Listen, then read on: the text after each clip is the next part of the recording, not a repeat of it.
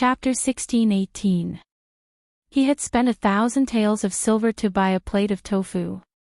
If word of this got out, wouldn't he become the biggest joke in the world? No, he had already become a joke. Everyone was looking at him as if they were looking at an idiot, which made Lu Yuany's face burn with embarrassment. His face immediately darkened as he slammed the table and shouted, "Waiter, how dare you? How dare you lie to me?" The waiter jumped in fright and hurriedly said, "Squire Lu, even if I had 120 guts, I wouldn't dare lie to you." "You didn't lie to me. I spent a gold ingot to buy a dish made by that immortal lady, and you brought me a plate of tofu. Do you think I'm an idiot?" Squire Lu angrily slammed the table and glared at the waiter. The waiter relaxed and laughed. "Squire Lu, calm down, I really didn't lie to you. This plate of tofu was really made by that immortal lady. I saw it with my own eyes, it's definitely not fake. Smell this fragrance, although it's just a plate of tofu, I've never smelled such fragrant tofu in my entire life." As soon as he finished speaking, all the customers in the hall began to sniff. "Oh, it smells so good. This tofu smells so strange. If I didn't see it with my own eyes, I would have thought it was roasted deer tail or bear paw."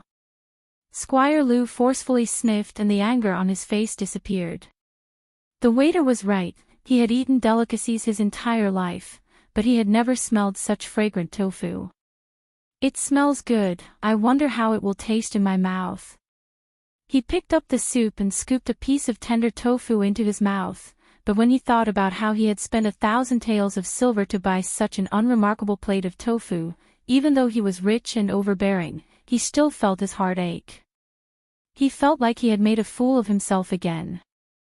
Who would have thought that as soon as the tofu entered his mouth, the fresh, fragrant, tender, and smooth texture exploded on the tip of his tongue?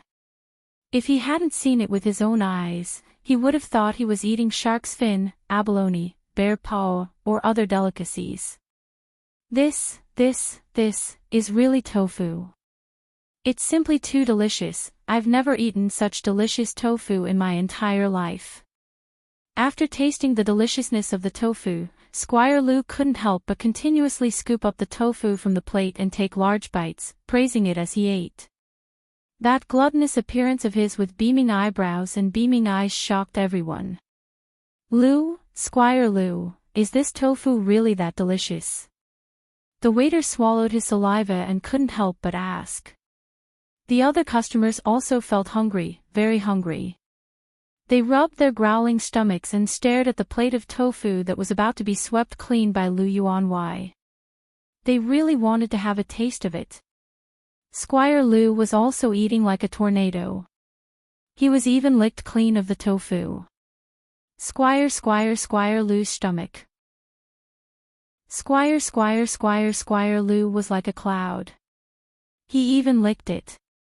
Squire Lu gobbled up the entire plate of tofu like a whirlwind sweeping away the clouds.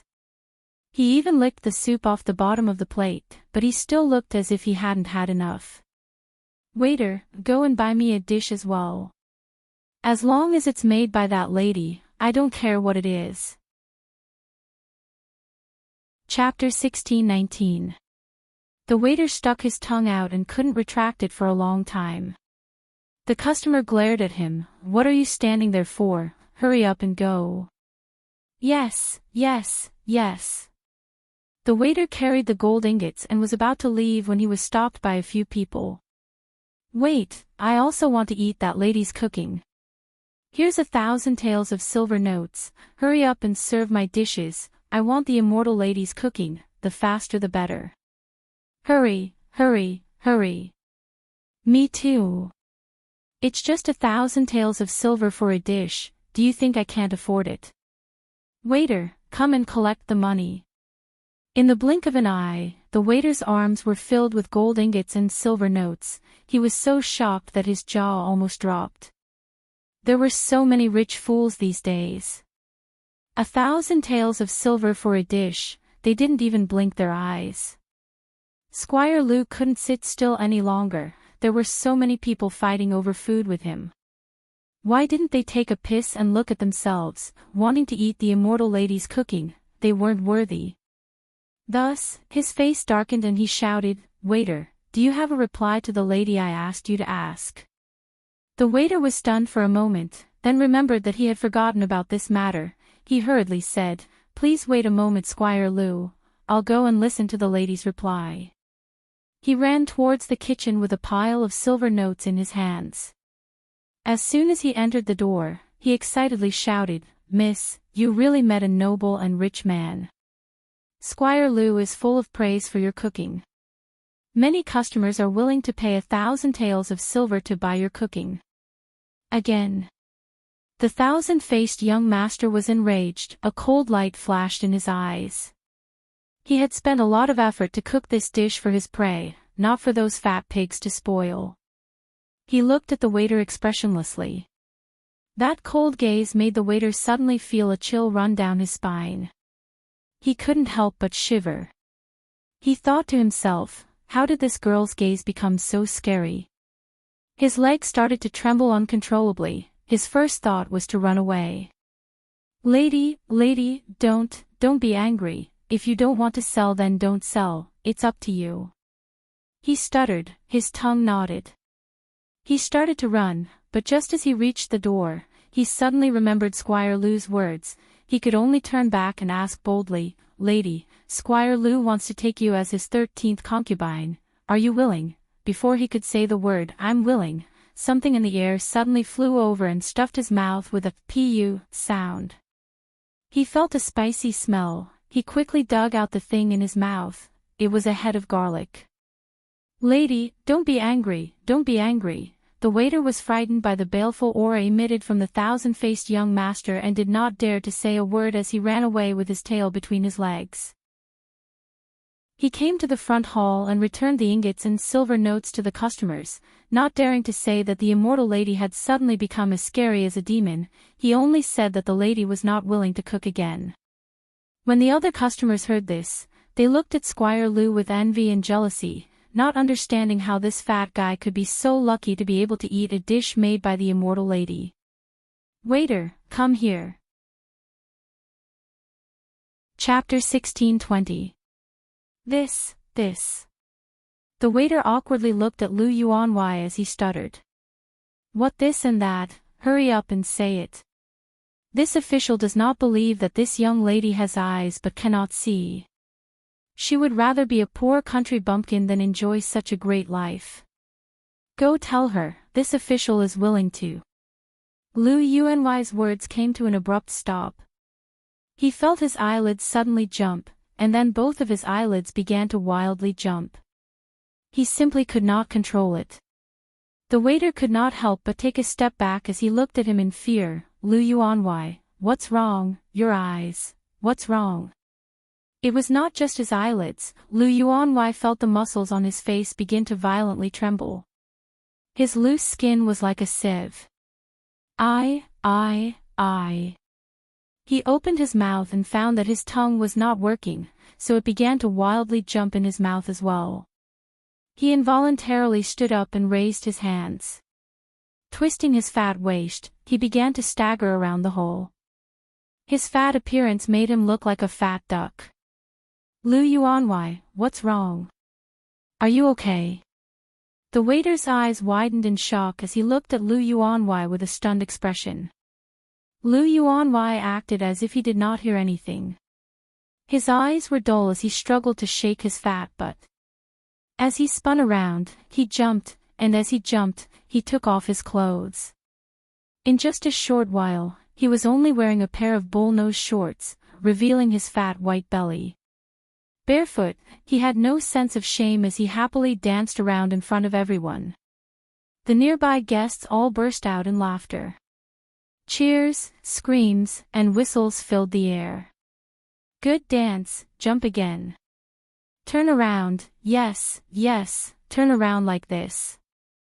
Roll on the ground. Roll on the ground." Lu Yuanwei was very obedient as he clumsily rolled on the ground. This made the crowd laugh even louder. The shopkeeper and the waiter were dumbfounded. They were all wondering if Squire Lu had gone insane. Otherwise, how could he suddenly become like this? Quickly help Lu Yuanwei to his room and then quickly find the best doctor in the city to take a look at Lu Yuanwei. The shopkeeper was afraid that things would get out of hand and quickly urged the waiter. Several waiters rushed forward and helped Lu Yuanwei, who was rolling on the ground, up. Lu Yuanwei, you're tired, go back to your room and rest. Squire Lu was still struggling with all his might. His mouth was shouting something, but no one could hear what he was shouting. The waiters used all their strength to subdue Lu Yuanwei and send him to his room. Only then did the farce come to an end. However, Lu Yuanwei was pressed down on the bed by several waiters, unable to move. His eyes were wide open, and he struggled with all his might. His eyeballs were about to pop out, and his eyes were bloodshot. He looked like a ferocious beast that was about to devour him. Lu Yuanwei, what's wrong? Just wait a little longer, the doctor will come and take a look at your illness soon. One of the waiters said while trembling with fear. Lu Yuanwei suddenly opened his mouth and let out a roar. In an instant, he became extremely strong and broke free from the waiter's hands. He grabbed another waiter and opened his mouth, revealing his white teeth as he bit down on the waiter's ear. Ah! Chapter 1621. Crazy. Steward Lu has gone crazy. Everyone panicked and they all moved far away from Steward Lu. Lu Yuanwei jumped from the bed to the floor, hugged a table leg, and began to chew on it. Yummy, yummy, he mumbled as he nibbled. When everyone saw this scene, they were all scared stiff. Outside the window, the thousand-faced young master coldly looked away and left with an expressionless face. Humph, those who offend this young master will never have a good ending, he said hatefully in his heart. He held a tray in his hand and there were 4 dishes on it. The fragrance filled the air as he slowly walked towards Chen Ning's room. When he came to the door, he gently knocked on it twice. The cold glow in his eyes instantly disappeared and his cold and emotionless face suddenly changed into a gentle expression. It was like he was a completely different person from before. Chan, you finished cooking. It smells so good, it must be delicious. It's just too hard on you. Chen Ning opened the door. Seeing the dishes on the tray, her eyes lit up. The thousand-faced young master gave a gentle smile and walked into the room. He placed the dishes on the table and made a gesture to show that it was not hard on her. Then he indicated for her to have a taste of the dishes. I heard that there was a lot of noise downstairs. Do you know what happened? Chen Ning raised her chopsticks and prepared to eat. She suddenly looked up at Qian and asked. The thousand-faced young master nodded like nothing had happened. He took out the gold ingot from his chest and placed it on the table. He made a few gestures. Chen Ning's eyes opened wide and she said in a stunned voice, "You're saying that someone is willing to pay a gold ingot to buy one of your dishes?" The thousand-faced young master nodded again. Chen Ning said with a smile, "I never thought that the dishes you make would be this popular. It seems like bringing you was the right choice. If we run out of money in the future, as long as Qian makes a few dishes, we'll have a lot of money." The thousand-faced young master had a serious expression as he shook his head and made a few gestures. Who do they think they are? They don't deserve to eat the dishes I make. I only make them for you, and as long as you like my dishes, I will make them for you for a lifetime. Although he didn't say anything, his eyes clearly expressed his meaning. Chen Ning looked at him and was a little surprised. Qian, you want to make dishes for me for a lifetime? The thousand-faced young master forcefully nodded. No matter where you go, I will follow you. The dishes I make will only be for you to eat. Don't abandon me and not want me. He was making hand gestures while looking at Chen Ning with his clear eyes. That gaze was enough to make any man in the world break into pieces. Although Chen Ning was a girl, she was almost melted by his eyes. She was moved as she said, Qian, why do you treat me so well? You are so good, how can I not abandon you and not want you? The thousand-faced young master lowered his eyes shyly and raised his hand to narrate. His movements were as graceful as a white magnolia that was slowly blooming. You are the person who treats me the best in this world. My background is lowly, but you are the high and mighty Empress, but you do not look down on me at all. From then on, I decided to follow you for the rest of my life, to be your ox or horse, to be your slave or servant. Chapter 1622. The thousand-faced young master's eyes revealed a look of endless joy. He pointed at the dishes on the plate and raised his long eyelashes, looking at Chen Ning with a questioning gaze. Chen Ning said with a faint smile, the dishes you make must be very delicious. She picked up a chopstick and slowly brought it to her mouth. The thousand-faced young master looked at her without blinking, his eyes filled with anticipation. He had added a special medicinal powder to these 4 dishes. It was the same as the one he had added to the tofu in Yuan Wailu's plate.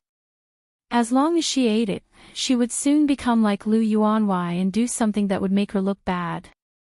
Very soon she would be performing a striptease in public, under the watchful eyes of the multitude. It would be a most amusing and splendid spectacle. He revealed a calm smile, preparing to watch a good show. Qian, don't just look at me. You've been tired for so long, so you must be hungry. Let's eat together. Chen Ning placed a pair of chopsticks in the thousand-faced young master's hand. She placed the food on the chopsticks into a small bowl and placed it in front of him. She wasn't eating. Why wasn't she eating? Did she see that he had done something to the food? The thousand-faced young master stared at the food in his bowl. It was like a duck that was about to be eaten had suddenly flapped its wings and flown away. Quickly eat. Chen Ning smiled as she looked at him. The thousand-faced young master had a guilty conscience. His first reaction was that she wasn't eating because she was suspicious of him. All right, then he would eat it for her to see. He had added a special medicinal powder to the food, so naturally he had the antidote. The thousand-faced young master nodded. He picked up the food in his bowl and elegantly placed it in his mouth, slowly chewing it. Speaking of this, the medicine and the food was personally made by him and it was very strong. If he didn't take the antidote, even he wouldn't be able to take it. He ate the food while silently reaching his left hand into his chest, touching the antidote bottle. "I-oh!" Suddenly, Chen Ning gave a surprised cry, scaring the thousand-faced young master. He thought that his little action had been discovered by her and his left hand trembled.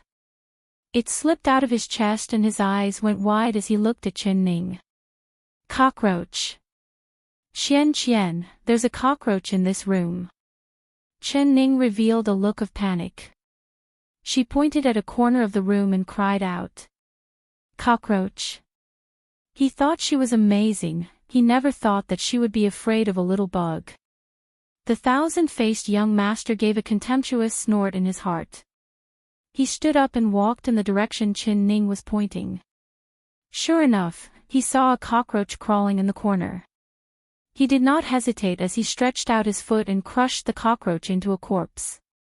He then turned to Chen Ning with a smile and made a gesture. I said I would protect you, don't be afraid. Chen Ning let out a sigh of relief and said, Qian, you really are brave. It's a good thing you're here. Chen Ning let out a sigh of relief and said of heart. Killing cockroach Qian was chin of courage. Of cold.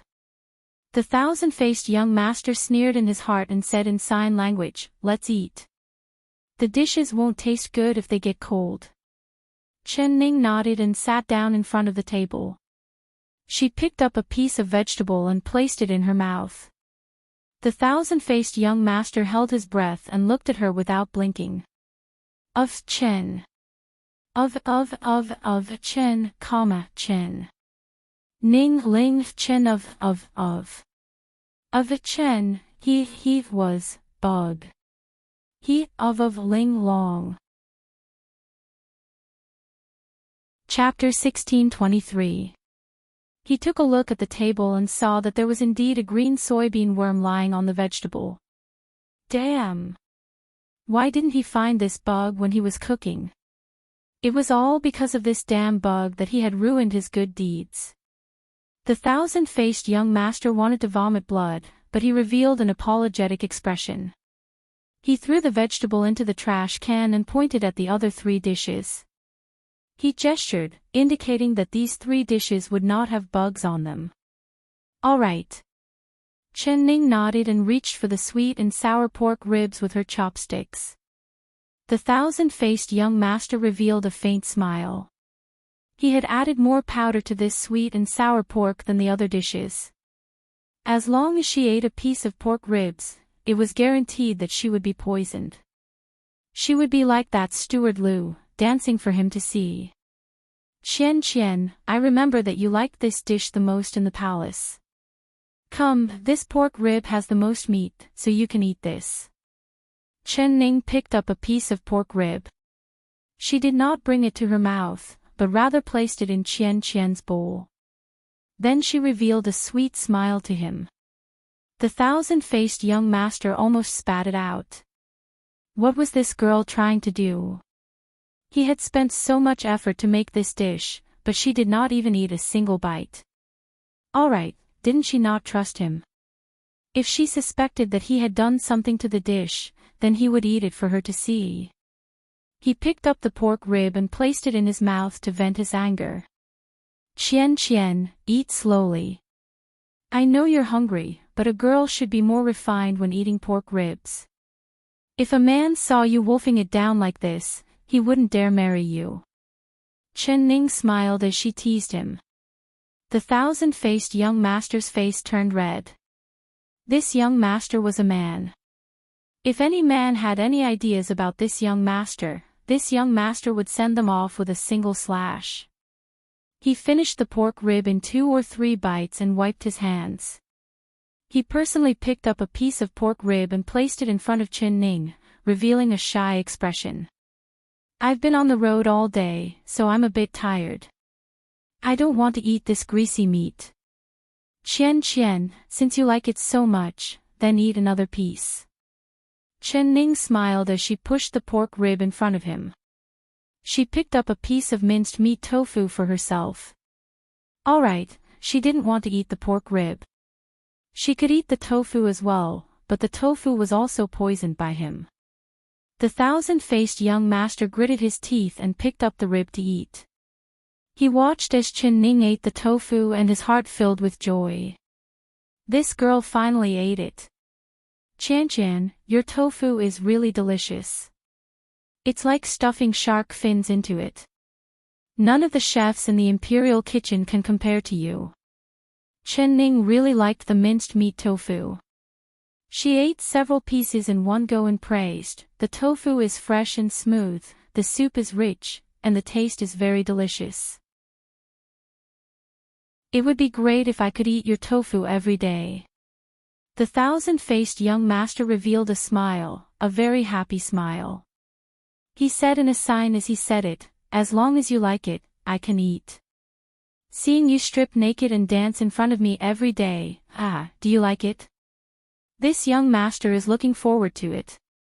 He gnawed on the ribs while looking at Chen Ning with an expectant gaze.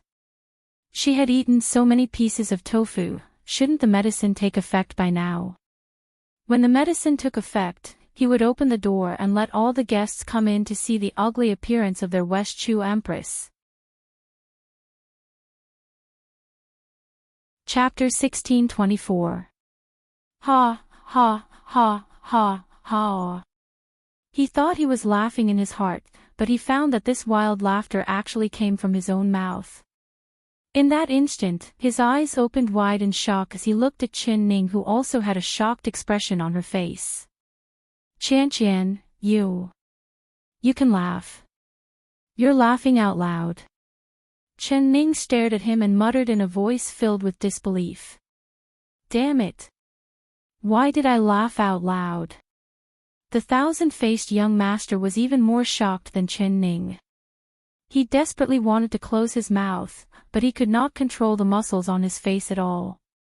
Not only did he open his mouth, he revealed his snow-white teeth and his laughter became louder and louder. Not only that, but he also felt his heart sway and his blood boil. He just wanted to dance with joy. He threw away his chopsticks and slowly stood up. He raised his hands and swayed his waist, making all kinds of enchanting movements. He even gave Chen Ning a flirtatious look. Chen Ning was stunned seeing this. She said in a stunned voice, "Chan, what's wrong with you?" The thousand-faced young master acted like he did not hear anything. He continued to dance while taking off his clothes. His right hand hooked onto his belt and threw it far away. He gave Chen Ning a charming smile. His fingers were like an orchid as he slowly undid the clothes in front of his chest. "No! Quickly stop!" The thousand-faced young master shouted out in his heart. He knew what was wrong with him. He only cared about letting Chen Ning eat, but he had forgotten that he had also eaten quite a few ribs that had been poisoned. Because he was too proud, he had forgotten to take the antidote. Now that the drug had taken effect, even he could not control his own actions. His heart was already anxious to the point of vomiting blood, but not a single part of his body obeyed the will of his brain. With a wave of his right hand, he had already taken off his outer clothes, revealing a full chest and a slender waist. With another light twist, the long skirt tied around his waist also fell to the ground, revealing two long, straight, white, and slender beautiful legs. "Chan, you. Are you crazy?" Chen Ning was already stunned by what she saw. The thousand-faced young master wanted to find a pillar to smash his head into, but the drug had taken effect and he could not control himself. He revealed a dazed smile as he began to take off his underwear. As long as he took off his underwear, the two large white buns in front of his chest would be revealed. The thousand-faced young master was going crazy. He had worked hard for so long and covered it up for so long, but because of a small mistake, the truth would be revealed. As long as the truth was revealed, he would not have a chance to stay by her side. With her intelligence, she would immediately see through his disguise as a man and immediately connect it to his purpose of getting close to her. He thought of the terrifying method she had used against him and his heart filled with a cold shiver. It's over, it was all over. He could not help revealing a look of despair. Suddenly, a blanket covered him from head to toe. Chen Ning had noticed that something was wrong and wrapped him up in the blanket, preventing him from being exposed any further. But the thousand-faced young master was completely controlled by the drug and he desperately struggled in the blanket. Although he did not have any internal energy, he suddenly became very strong. Chen Ning felt that she could not control him at all. "Chan, don't blame me. This is for your own good." Chapter 1625. Pang! A muffled sound rang out. The thousand-faced young master's eyes turned black and he didn't know anything else. After an unknown amount of time, he finally woke up. He felt a splitting headache, like he had suffered a heavy blow. He couldn't help letting out a painful groan. Chen, are you awake? Is your headache better?" Before the thousand-faced young master opened his eyes, he heard a clear and melodious voice above his head. That voice was like flowing water, it was indescribably pleasant to listen to. He subconsciously muttered, "Head. So painful." When the words came out, he didn't believe it was his own voice. It was rough and hoarse, just like the cry of a crow. "I'll apply some more medicine for you," the voice said. Very quickly, he felt a cool sensation on his forehead. A soft finger was gently applying the ointment. The movement was very gentle and the cool ointment had a faint sweet fragrance, smelling very good. He took in a few deep breaths and felt that his head wasn't that painful anymore. Moreover, his consciousness was slowly recovering. This is bad. I've been exposed. This was the first thought that flashed through his mind after he regained consciousness. The thousand-faced young master's body trembled and he subconsciously touched the steamed bun on his chest. After touching it, he found that he wasn't naked and was still wearing clothes. The two steamed buns were still tied to his chest. What was going on? Could it be that she still hadn't discovered his secret? He remembered what had happened before he fainted. He remembered that at the most crucial moment, she had charged over and wrapped him in a blanket before knocking him out with a stool. How lucky! This stool was just too timely. The thousand-faced young master's heart was filled with gratitude towards Chen Ning. This was the first time he felt sincere gratitude towards the person who had beaten him, even he found it hard to believe. But following that, he heard Chen Ning's voice. It was like a bucket of cold water had been poured over his head, making his body tremble. Qian, you're awake. Open your eyes, I have something to ask you. Tell me, you can clearly speak, so why did you pretend to be a mute? Her voice was very strict, the gentleness from before had completely disappeared. The thousand-faced young master finally realized that when he was being controlled by the drug, he had let out a loud laugh. When his consciousness began to recover, he had actually forgotten that he had been pretending to be a mute and had opened his mouth to speak. I. He knew that this was the most crucial moment. If he didn't explain it clearly, she would suspect him even more. The thousand-faced young master's eyes turned and he had already thought of a good reason. He slowly opened his eyes and saw Chen Ning with a single glance. She was currently looking at him with a stern expression. Her eyes were like a mirror, clearly reflecting his face, making him feel like he could not hide anything. It was like the secrets in his heart had been seen through by her with a single glance. Impossible. He, the thousand-faced young master, was unparalleled in the world in disguise.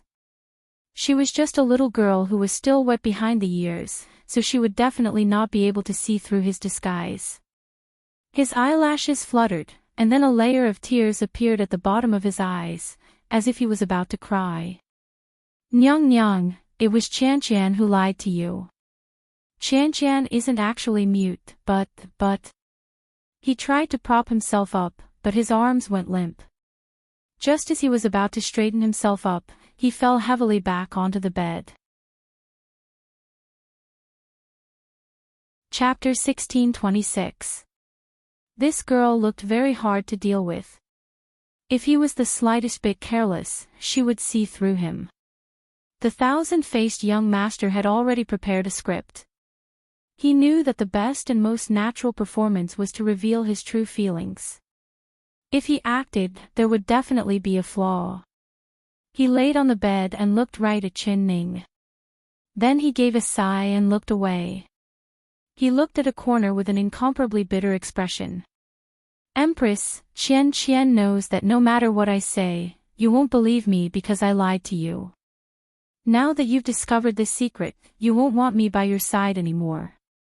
This matter is indeed Qian's fault. Qian shouldn't have lied to the Empress.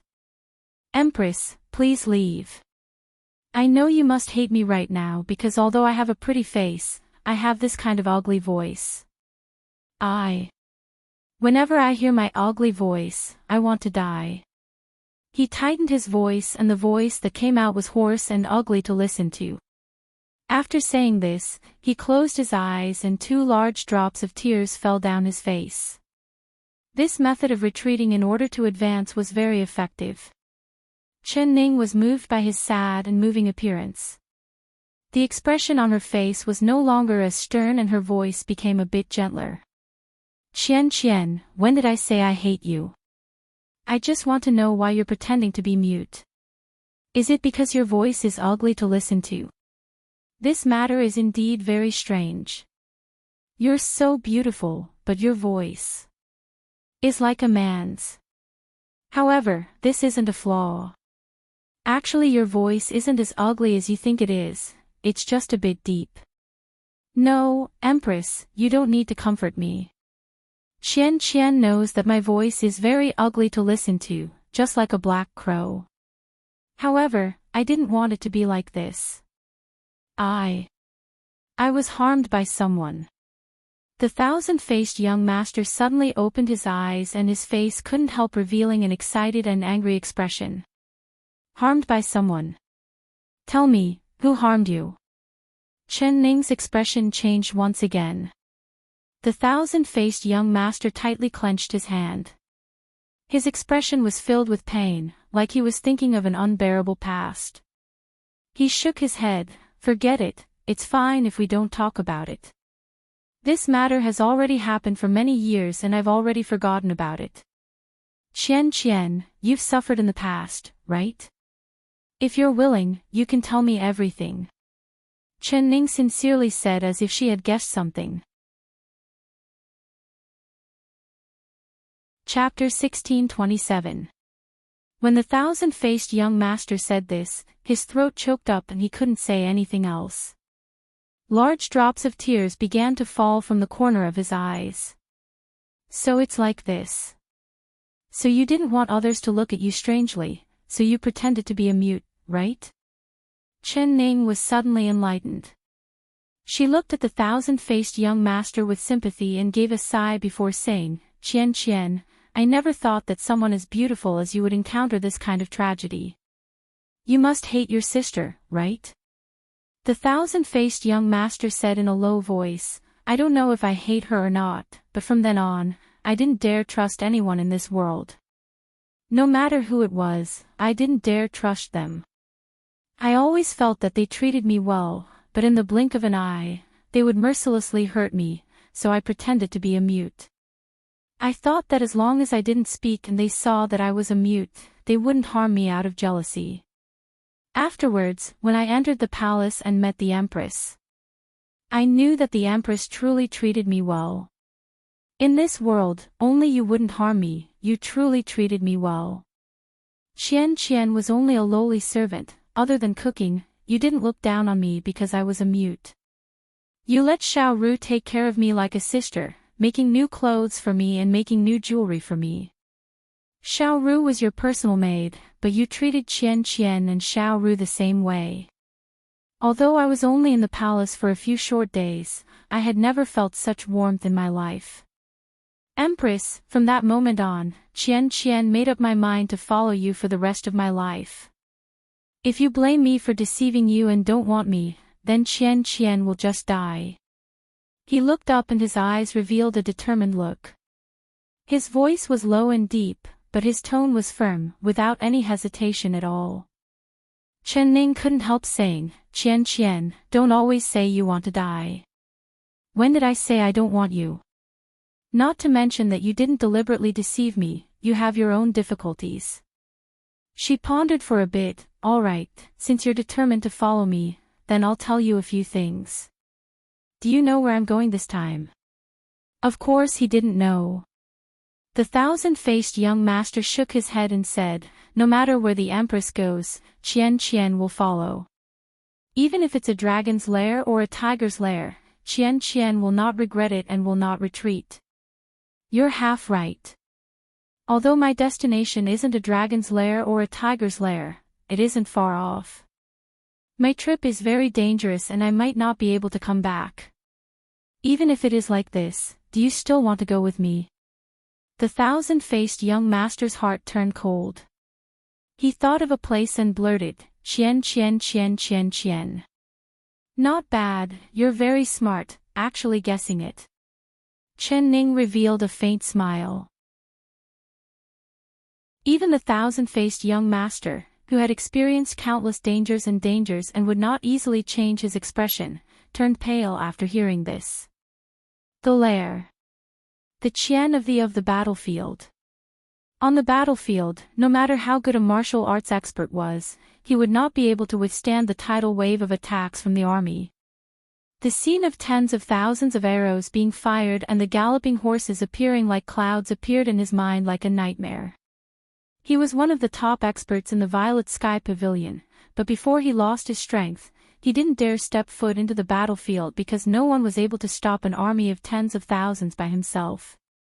That was no different than a mantis trying to stop an army, and it was absolutely impossible. Chapter 1628. Chen Ning stared at him without blinking, not missing the trace of fear that flashed in his eyes. She gently smiled and patted his shoulder as she said in a gentle voice, Qian, I never force people against their will, not to mention going to such a dangerous place. You said that I would treat you and Xiao Ru the same way. That's right, you and Xiao Ru are people I want to protect, so I won't let you go into danger. That's why I didn't tell Xiao Ru when I left the palace because I didn't want her to go into danger with me. I won't bring Xiao Ru, so naturally I won't bring you either. If you really want to follow me, then wait here for me. After she said this, she stood up and said, You should rest, I'll leave tomorrow morning. The thousand-faced young master gritted his teeth and made his decision. No, Qian wants to be with you. I said that I would protect you. Empress, you have to bring Qian with you. Chen Ning looked down at him and said, Qian, are you not afraid of death? Qian is afraid of death, but Qian is even more afraid of the Empress encountering danger. As long as the Empress brings me, I can protect you. He looked up and pleaded. Protect me. Chen Ning curled her lips and gave a gentle laugh. Qian, you were almost harmed by someone today. If I hadn't noticed that something was wrong with you and knocked you out, I don't know what you would have done. The thousand-faced young master's face turned red before turning pale. He said in a trembling voice, What does the Empress mean? What happened to Qian? I don't remember what happened. My head hurts. He held his head and gave a snort, covering up his guilty conscience. Chen Ning said, You were too careless, you didn't notice that someone had done something to the dishes you made. Those dishes were all drugged and after eating them, you'll lose your mind and do some strange things. The thousand-faced young master said in a small voice, Qian must have done something shameful, right? It's a good thing I knocked you out in time, otherwise you would have taken off your clothes in front of me. Although we're both women, it's not good for you to be naked. Qian, you won't blame me, right? Chen Ning gave a gentle cough and asked in an apologetic voice. Of course Qian won't blame the Empress. If it wasn't for the Empress saving me, I wouldn't have the face to see anyone. The thousand-faced young master covered his face with his hands and revealed an ashamed look. His actions were not acting, but rather coming from the bottom of his heart. It was a good thing she had knocked him out with a chair, otherwise the consequences would be unimaginable. Qian, think about it carefully. Who did you offend? Why did they drug your dishes? When the thousand-faced young master heard this, he secretly felt lucky. So it turned out that this sly girl actually didn't suspect him. She thought it was someone else who drugged her. Qian. Chapter 1629. The thousand-faced young master's framing was flawless because the shopkeeper had indeed been sneaking glances at him. That pair of lecherous eyes made him want to dig them out, so he didn't feel any guilt at all. You're talking about that shopkeeper? Woo, that's possible. Ever since you entered the door, his sneaky eyes have been staring at you. One look and you can tell he's an old pervert. This might be a shady inn, so let's quickly leave this place. Chen Ning agreed with the thousand-faced young master's words. The thousand-faced young master was even more eager to leave this shameful place. Concubine, that shopkeeper is actually a shady inn. Why don't we burn it down? He suggested. As long as they burned the inn, they could get rid of the evidence. No one would know what they had done and how they had shamed themselves. Then there would be no evidence left. Burn the inn. Chen Ning looked at him in shock. That's right. Chen Ning frowned and looked at him with a disapproving gaze. If we burn the inn, what about the customers in the inn? Even if that shopkeeper has evil intentions, he doesn't deserve death. Not to mention that the customers in the inn aren't bad people, they're all innocent. Qian, how could you have such a vicious thought? The thousand-faced young master had a stomach full of disapproval. He thought that there was nothing vicious about it. What was the big deal about setting a fire to kill someone? Thinking about the assassins of his Purple Heaven Pavilion, which one of their hands wasn't stained with blood? In order to eliminate their target, let alone setting a fire to an inn, even if they had to kill the entire city, they wouldn't even blink. But when he saw Chen Ning's expression, he immediately lowered his head and said in shame, it was Qian who said the wrong thing. Qian only felt that the shopkeeper actually dared to poison the concubine's food. Luckily the concubine is fine. If the concubine was poisoned this time, then Qian would definitely not let him go. Chen Ning said with a serious expression, Qian, since you've decided to follow me, then we have to make a promise. You're by my side, you can't have any killing intent. If you hurt an innocent person, I don't want you to follow me anymore. Do you hear me? The thousand-faced young master's eyes went wide. Not even a single person. This girl was really funny. She actually asked the Purple Heaven Pavilion's assassin not to kill. It was like telling a wolf not to eat sheep. He raised his hand and solemnly swore an oath. But in his stomach, he was secretly laughing. This vow was only used to deceive this stinky girl in front of him. It could not be taken seriously at all. He kept saying Qian and never mentioned the word I. Obviously, he did not have the slightest bit of sincerity. But he was sure that the stinky girl would not be able to tell. Sure enough, seeing him swear this oath, Chen Ning's expression relaxed. Chapter 1630. The thousand-faced young master didn't care about her words, but he revealed a humble expression as he nodded. Qian understands. Chen Ning then said, not to mention whether it was the shopkeeper who poisoned you or not, that is only our guess and we haven't seen it with our own eyes. If it wasn't him who poisoned you and you still set the store on fire, you will only harm many innocent people. Once this fire starts, it is very likely that the nearby citizens will be affected as well. Before you do anything, you have to think about the consequences. The thousand-faced young master nodded and said in an ashamed voice, Qian is stupid, luckily the Empress has reminded me. Qian won't dare do it again. Chen Ning revealed a faint smile at him. All right, you might not understand these things right now, but I'm doing this for your own good. I hope you don't do anything wrong. If you do something wrong, you might take one wrong step and every step will be wrong. It will be hard for you to walk the right path in the future. Also, don't call me Empress in the future. Then how should Qian address you? Chen Ning thought about it and said, how about this, when there are people around, you can call me Big Brother. When it's just the two of us, you can call me Elder Sister.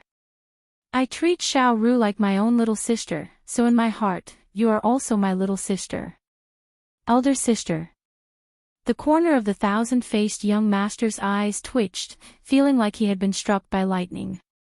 He looked at Chen Ning's delicate and tender face. It was so tender that water could be squeezed out. This girl shouldn't even be 18 years old this year and he was older than her by 5-6 years, but she wanted him to call her elder sister. That's right, Qian, are you not willing to recognize me as your elder sister? Chen Ning looked at him and said. In her heart, she felt that she was older and more mature than Qian. It had to be known that she was a spirit that had crossed over in her original age and the age of this body added together, she was still older than Qian. Not letting her call her auntie was already a sign that she was afraid of calling her old. The thousand-faced young master gritted his teeth. All right, elder sister is elder sister. When this elder sister falls into his hands, he will let this elder sister know just how powerful this younger sister is. However, when the words reached his mouth, he couldn't open his mouth. His face turned as red as a piece of cloth. The thousand-faced young master's eyes turned and immediately thought of a good reason. Empress, it's not that Qian doesn't want to recognize elder sister, but Qian had an elder sister when Qian was young, and it was her that made Qian's voice become like this. She is the person Qian trusted the most, but she harmed Qian's life. This reason was so flawless that even he secretly applauded his own quick-wittedness. When Qianning heard this, she said in an apologetic voice, "It's all my fault, I didn't think of this." "And then don't call me elder sister. How should I call you?" "Qt Qianri." Qian was proud in his heart, but he asked a question that puzzled him.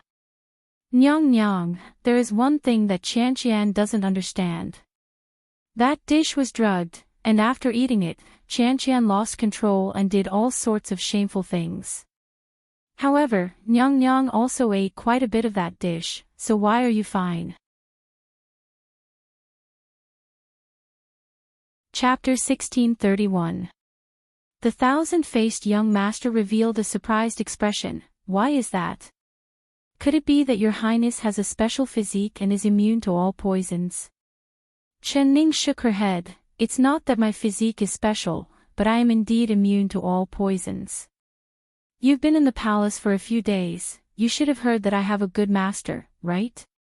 It's the #1 divine doctor in the world, Gu Qingzi." The thousand-faced young master blurted out. He had indeed heard of it and was secretly angry at the time. He didn't know that this stinky girl's luck was so good that she could gain the favor of the #1 divine doctor and become his disciple. "That's right, it's him. My master's skills are very great. Not only is his medical skills unparalleled in the world, even his ability to make medicine is something no one can compare to. Qian, since I treat you as one of us, I'll tell you a secret today." "What secret?" The thousand-faced young master's heart began to beat faster. "My master gave me an elixir called the Spirit Rhinoceros Pill. After taking this pill, I will be immune to all poisons, so the medicine in the dish has no effect on me at all. Even if someone uses a poison knife or a poison sword to hurt me, I won't be afraid." Qianning revealed a faint smile and her voice was filled with gratitude towards Gu Qingzi. "Bastard! Damn! So it was like this." The thousand-faced young master who knew the truth was so depressed that he wanted to kill himself. If he knew that this girl was immune to all poisons, he wouldn't have done something as stupid as putting medicine in the dish. In the end, not only did he not harm the enemy, he had almost exposed himself. Spirit Rhinoceros Pill. I never thought that there would be such a good thing in the world. Qian really envies your highness' luck to have such a good master. The thousand-faced young master wanted to spit out blood in his heart, but he had to pretend to be happy on his face. But no matter how he tried to hide it, there was still a flash of hatred in his eyes. It was a good thing Qianning did not notice it. She looked out the window and softly said, "My master is very good, but it's a pity that my disciple hasn't learned anything from him. I haven't done what I promised him. Thinking about it, I'm really ashamed of the kindness my master has shown me. Your highness has such a wise master and this smart, you will definitely surpass your master in the future. Qian really envies your highness. If Qian had this kind of luck, it would be great. To be able to learn the medical skills of the #1 divine doctor in the world, this is something many people dream of." The thousand-faced young master sincerely said. Especially when he heard that Gu Qingzi actually had that Lingxi pill that was immune to all poisons, his eyes shone with envy. "Of course I want to learn it, but it is a pity Qian pill. Of course I want to learn. It's a pity that Qian doesn't have the fortune to have such a good master." The thousand-faced young master sighed as the light in his eyes dimmed. Master learning, not medicine, but he didn't want to learn. Qian skills. Ian qian qi, is qi.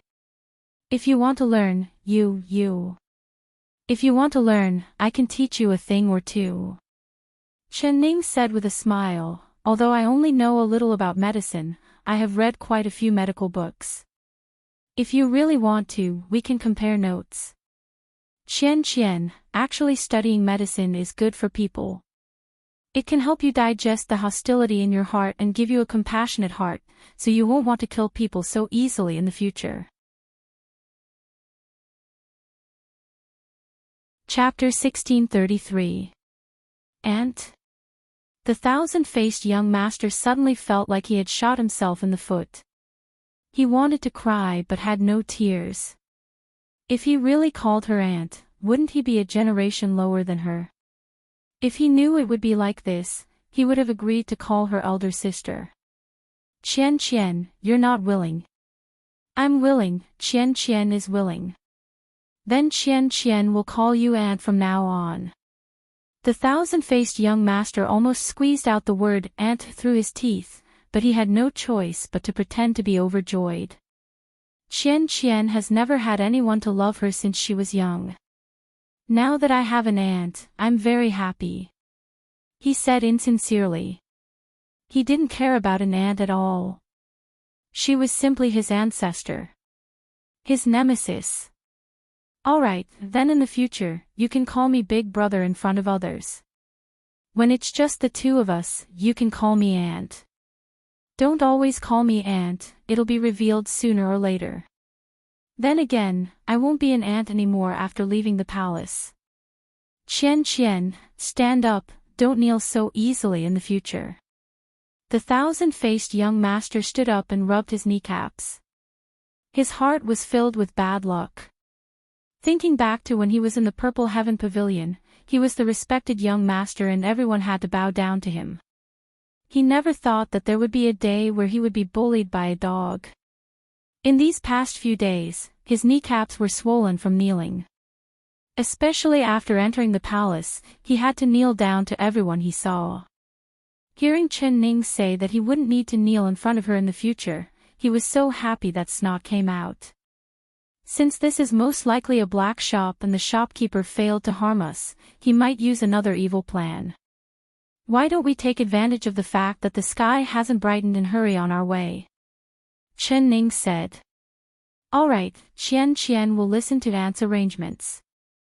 The thousand-faced young master lowered his head and gently replied. He thought about it and then said, Aunt, Qian's voice is really unpleasant to listen to. Qian should continue to pretend to be mute on the way. His appearance was enough to cause the downfall of a country, but his voice did not match his appearance at all. Actually, his voice was very beautiful, but it was a man's voice, so it gave people a strange feeling. If it wasn't for the fact that he had found a good excuse, Chen Ning would have become suspicious sooner or later. Chen Ning looked at him thoughtfully and said, Qian, if you really care about your voice, I'll take you to the Godly Physician Valley after I'm done with my matters. I believe that with my master's medical skills, he will definitely be able to cure your voice. The thousand-faced young master's heart skipped a beat as his face involuntarily turned pale. He knew that he might be able to fool others by disguising himself as a woman, but he was afraid that he would not be able to fool the world's #1 divine doctor. As long as he felt his pulse, he would know that he was a man. My throat has been broken for so many years, it can't be cured. It's better not to trouble the godly doctor. Moreover, Qian heard that it's very difficult to invite the godly doctor to personally treat the illness. Qian is so lowly, I'm afraid you don't have such luck. He racked his brain to think of a reason to refuse. You're really talking nonsense. If I bring you there, are you still worried that my master won't treat you? Then it's settled. If we can come back alive from the battlefield, I will definitely have my master cure your throat. Chen Ning clapped her hands and said with confidence. Battlefield. Aunt, are we really going to the battlefield? Chapter 1634. When he had not lost his martial arts, he had almost lost his life on the battlefield. Now that he had lost his martial arts and she was a weak girl who did not know martial arts, if the two of them went to the battlefield, if it wasn't sending themselves to their deaths, then what was it? No matter how he thought about it, he couldn't understand whether this girl was stupid or not. She didn't want to be the Empress and didn't want to enjoy the glory and splendor of the palace. She actually wanted to go to the front lines to suffer. Was she tired of living? If she was tired of living, then he wasn't tired of living. He didn't want to die with her. I really have to go. I have to go. Chen Ning forcefully nodded and said, it's still the same words.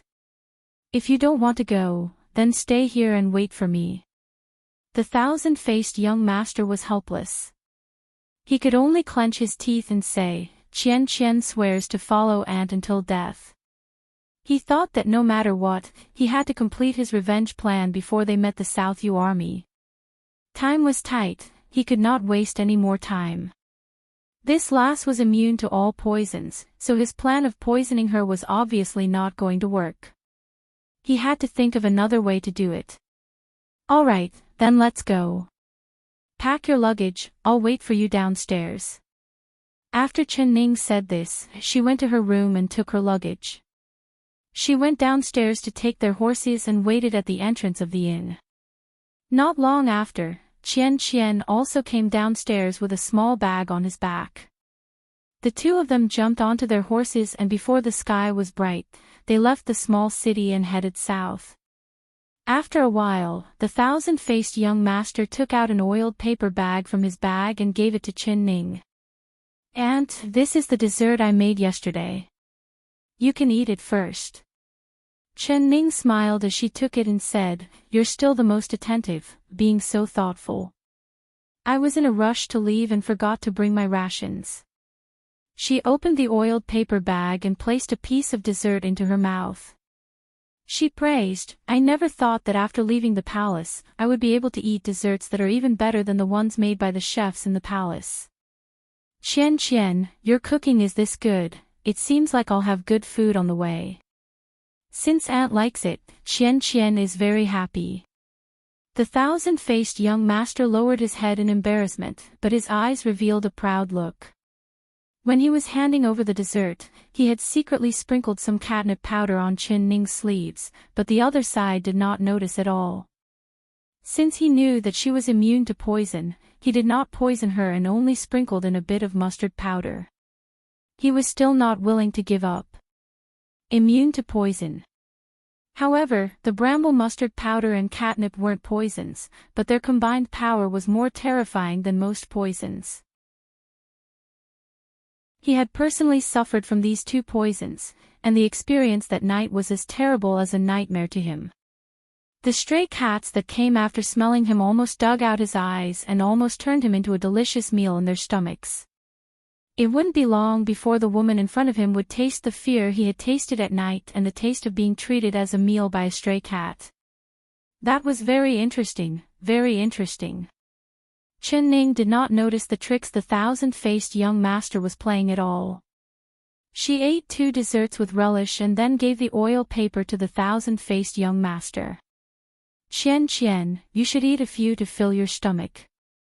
We still have half a day's journey to the next town, you won't be able to last until then if you don't eat.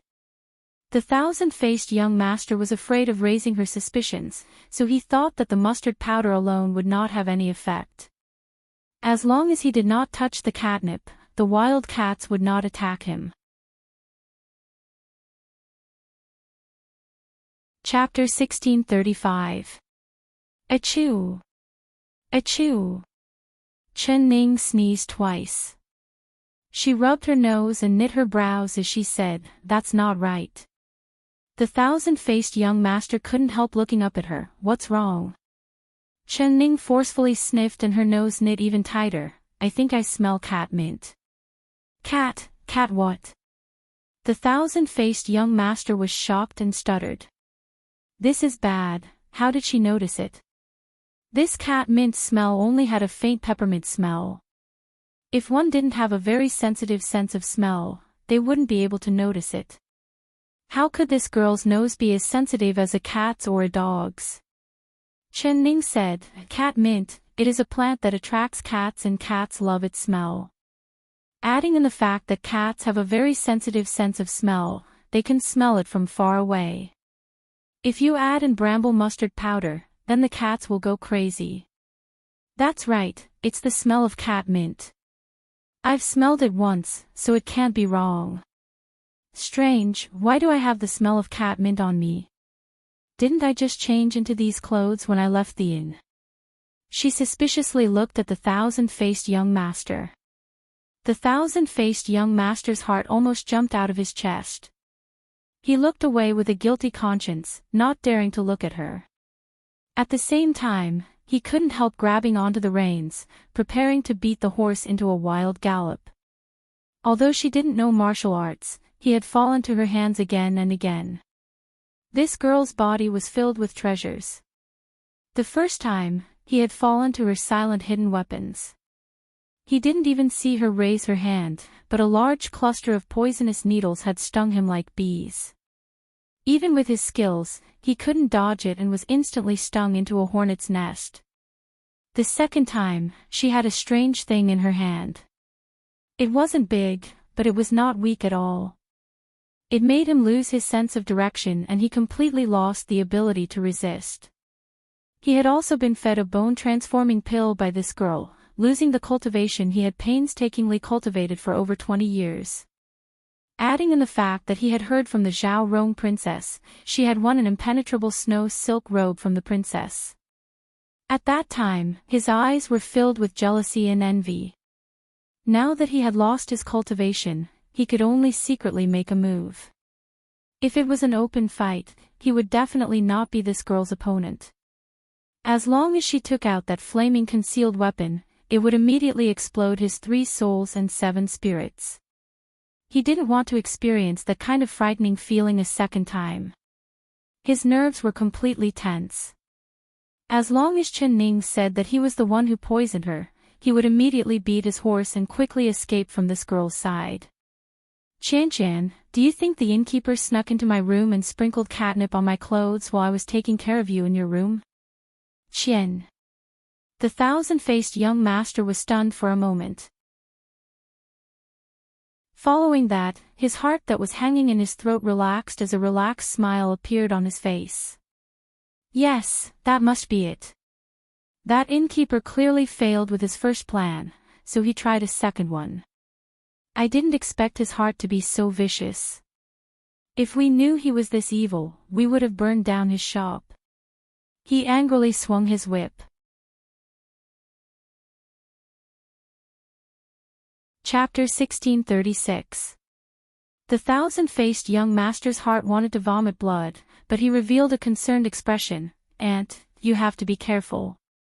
Chen Ning nodded and took out a set of men's clothes from her bag. She sniffed it and then said in a relieved voice, "It's good, this set of clothes isn't covered in catnip powder. It seems like that person only sprinkled catnip powder on the top piece of clothing in a hurry." She jumped off the horse and looked around. Then she said to the thousand-faced young master, Qian, you have to be careful too. This forest is dense and there might be bandits around." The thousand-faced young master gave a cold laugh in his heart. He was thinking what kind of person this young master was. Why would he be afraid of bandits? But he said, "Many thanks for Aunt's concern." Chen Ning warned him a few more times before taking the clothes and walking behind a large rock not far away. The thousand-faced young master watched as her figure disappeared behind the rock.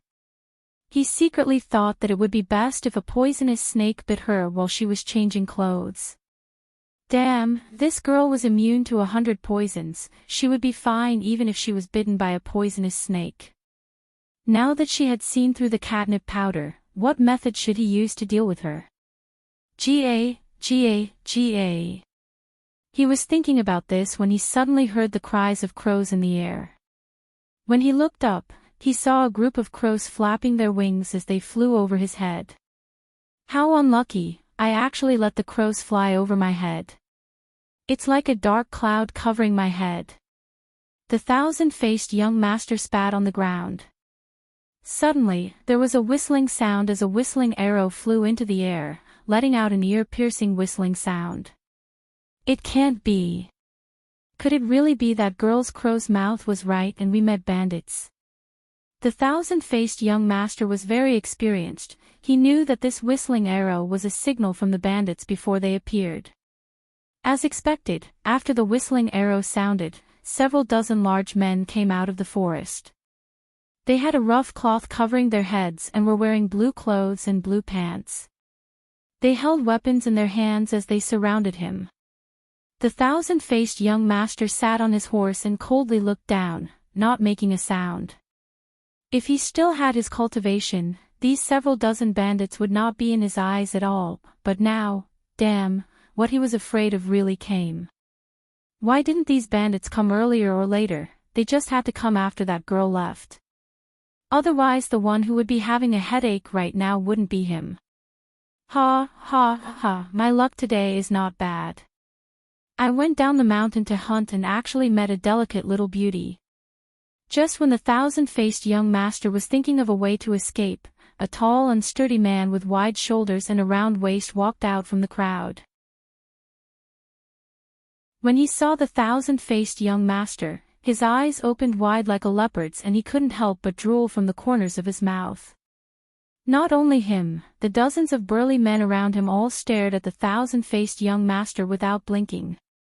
Everyone was stunned by his beauty.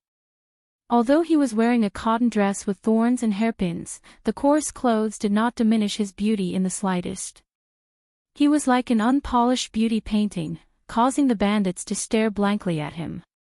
"Ah, miss, it is fate that brought us together. Today, I, Big Brother Shaw, am able to meet Mississippi.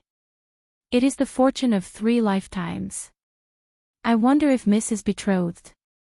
Why don't you marry me, Boss Shaw, and become my wife?" Chapter 1637. Tisk, tsk, tsk. Look at your little hand, so white and tender. Even Boss Shaw's heart is thumping.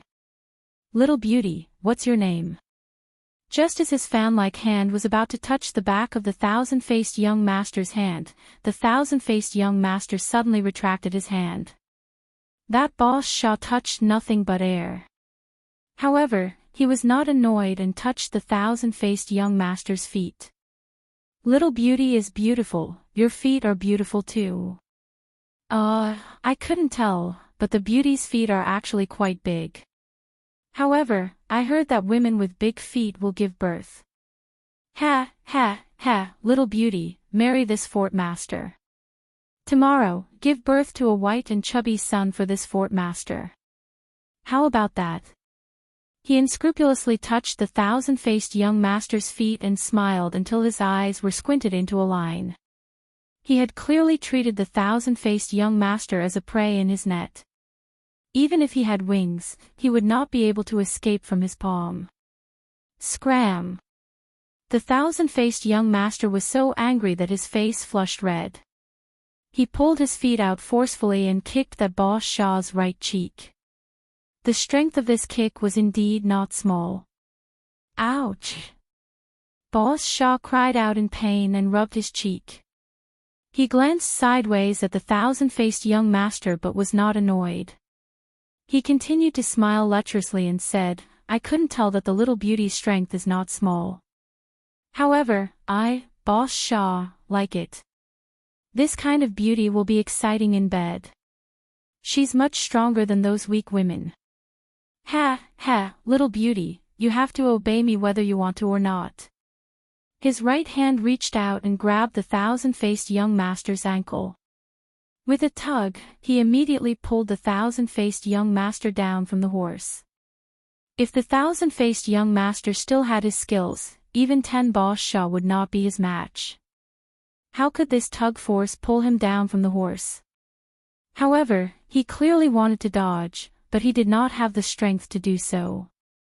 He fell on his back and heavily fell to the ground.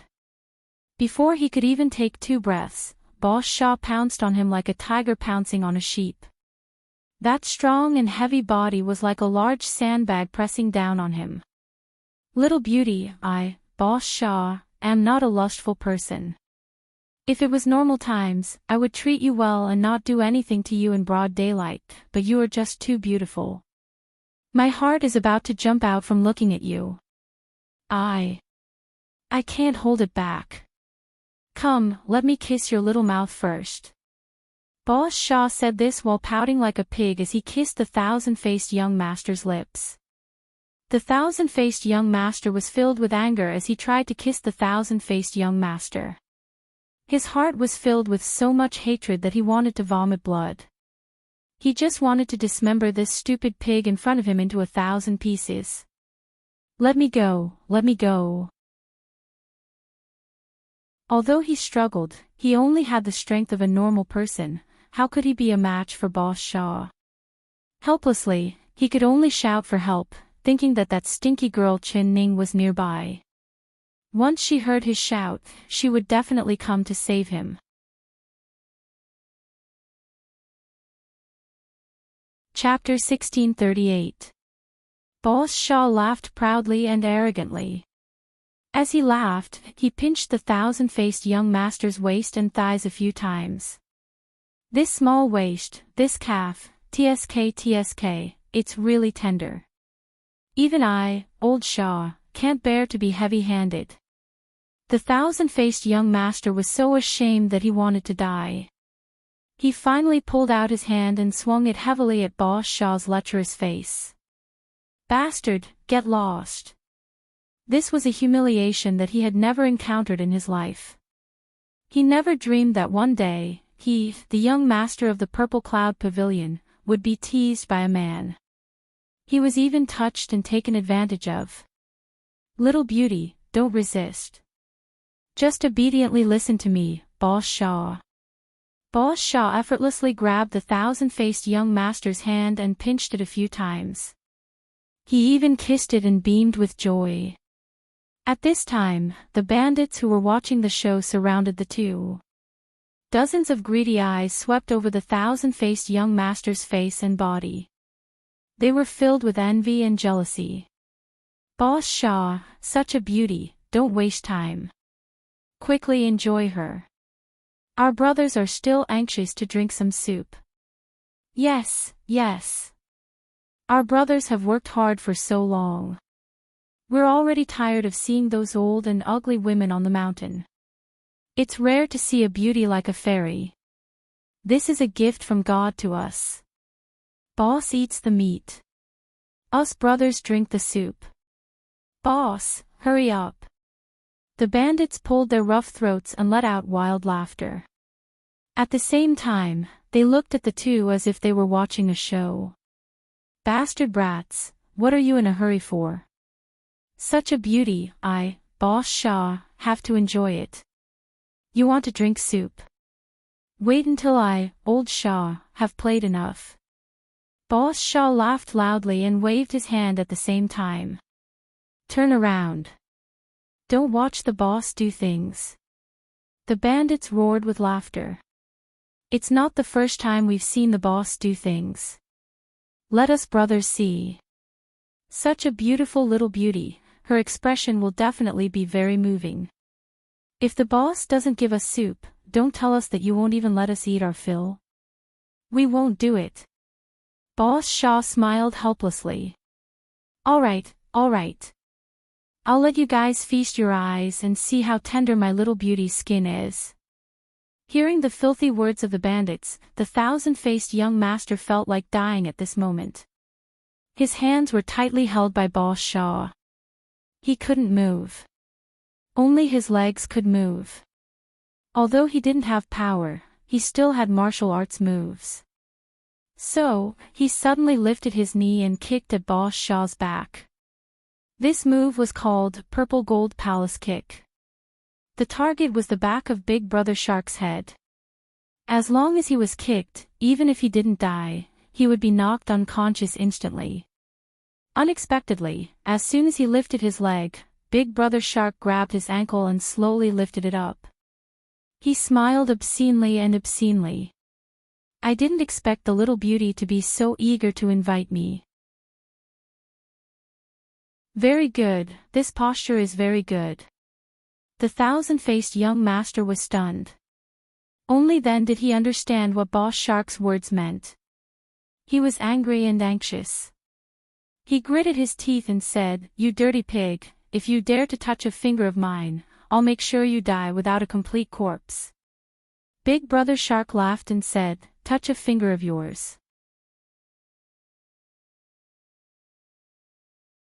Chapter 1639. Ze, I couldn't tell that this little beauty is so skinny, but she has quite a bit here.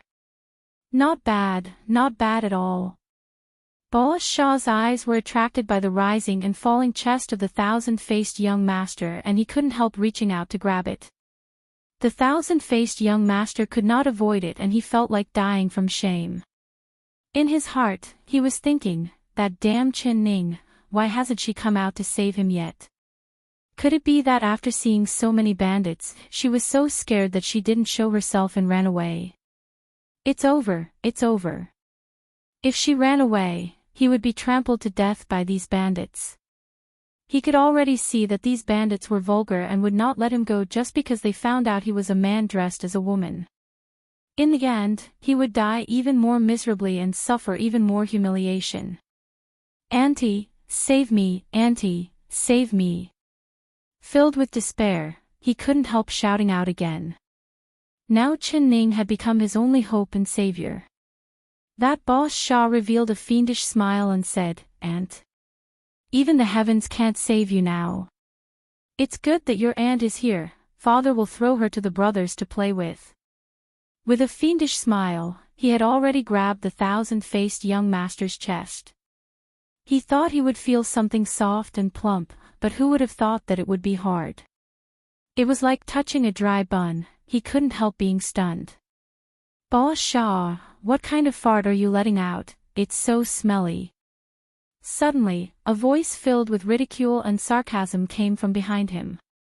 Who's scolding father?" Boss Shaw turned around and saw a young man that wasn't even 20 years old looking at him with a cold smile on his face. "Where did this stinky brat come from, actually daring to scold me, Boss Shaw? Brothers, pull this stinky brat down for me." Boss Shaw's face sunk as he angrily shouted. The bandits loudly responded and climbed towards that rock. "Aunt! Save me, quickly save me. You're finally here." When the thousand-faced young master saw that young man, tears instantly flowed down his face as he was filled with excitement. That person was none other than Chin Ning. Boss Shaw was stunned. He looked at Chin Ning a few times and said with suspicion, "You're calling him aunt? Could this stinky brat be a girl? But look at her appearance, she's simply an ugly girl. How could she be worthy of being your aunt? Ugly, but she's enough to quench my brother's thirst." Chin Ning was wearing a human skin mask and she had no expression on her face. Hearing Boss Shaw's filthy words, she did not seem angry at all. "Boss Shaw, let her go or I'll take your life," she softly said. How could Boss Shaw take her threat seriously? Instead, he laughed out loud and lowered his head to look at the thousand-faced young master. "Little beauty, your aunt is too ugly. You're still the prettiest. Now, I'll properly make out with you in front of your aunt. What do you think?" As he laughed, he reached out to tug at the front of the thousand-faced young master's shirt. He wanted to see what he had grabbed just now. How could it be so hard? Suddenly, a thunderous sound rang out, deafening to the ears. All the bandits at the scene trembled in fear, not knowing what had happened. They all raised their heads to look at the sky. What? It's not thunder. The sky is still clear.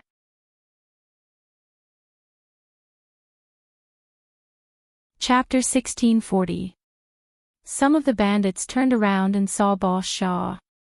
He was still lying on top of the beautiful girl with one hand grabbing onto the beautiful girl's chest, but the head on his neck had disappeared. No. It didn't disappear, but rather his head was like a watermelon, suddenly exploding. Thick blood and white brain matter flowed everywhere. When the bandits saw this terrifying scene, they were all stunned. Those bandits that were preparing to climb up the cliff to catch Chin Ning forgot what they were doing as they looked at Boss Shaw's headless corpse in shock. Everyone had turned into clay statues and wooden sculptures, completely unaware of what had happened. Why did Big Brother Shark's head explode after a loud bang? Could it be that the heavens couldn't bear to see such a beautiful girl being humiliated by Boss Shaw, so they split Boss Shaw's head with lightning? Pig! It's good that you're dead, dying so easily. You're lucky. The thousand-faced young master was covered in Boss Shaw's blood and brain matter. He was so disgusted that he almost vomited. Out of everyone present, only he knew what had happened. Boss Shaw's head turning into a rotten watermelon, it must have been Chin Ning's doing. He did not expect that the power of her hidden weapon had become so great. It was several times stronger than when she had used it against him. If her hidden weapon was as strong as it was today, he would have already been sent to hell. Perhaps he would have already reincarnated. The thousand-faced young master climbed out from under Boss Shaw's corpse and looked at Chin Ning standing high up on the rock. She was indeed holding that strange hidden weapon he had seen before. He swept his eyes around and saw at least 20 to 30 bandits climbing up the cliff, preparing to climb up to catch Chin Ning. Instantly, a bad idea came to mind. Although that hidden weapon was strong, it could only be used one at a time. It was impossible to deal with all these bandits at once, so why didn't he borrow a knife to kill them? And, it's a good thing you arrived in time and saved Shan. This Boss Shaw wanted to humiliate Shan, so he deserved to die. Auntie, these mountain bandits are all villains.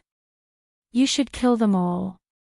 This isn't killing indiscriminately, it's getting rid of evil for the people. He raised his voice and shouted so that all the mountain bandits present could hear him clearly. It had to be said that his scheme of shifting the blame was very good.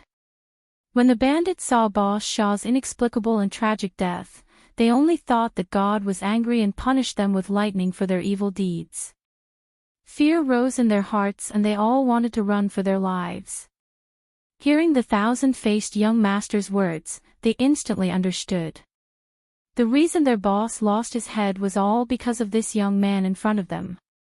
They were originally vicious mountain bandits. They were afraid of Tian Fa, but they weren't afraid of humans. Especially such a young man. That beautiful girl even called him auntie. She was clearly a woman. Stinking bitch, you must be tired of living, you actually dared to kill my boss. Boss Shaw. Brothers, let's go together and catch this woman. Strip her naked and hang her up. Boss Shaw. She killed Boss Shaw, so let's cut off her flesh piece by piece to avenge Boss Shaw. Shaw. Of her first. This woman is so ugly, I have no interest in playing with her.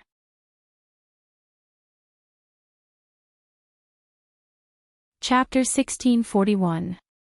The bandits were full of vulgarities as they used their hands and feet to quickly climb up the rock. They were all very agile and quickly climbed up the rock. Their faces revealed a ferocious expression, as if they were looking at a sheep that had fallen into a pack of wolves. They slowly approached Chin Ning. When the thousand-faced young master saw this scene from below, he was filled with excitement. His palms heated up and his eyes turned red. Go! You stupid pigs, why aren't you going?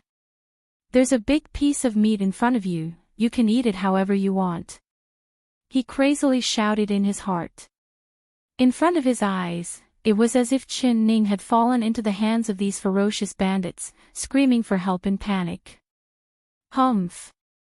He would not save her. He would sit on the side and calmly watch the entire scene. He would see how she would be eaten up by these bandits. Not only would he not feel the slightest bit sad, he would even smile happily. Stinky bitch, you want to scare people with that broken wooden thing in your hand? Hand over your life for father. A bandit approached Chen Ning. Seeing the wooden spear in her hand, he did not care at all. He opened his large palm and tried to grab at Chen Ning's chest.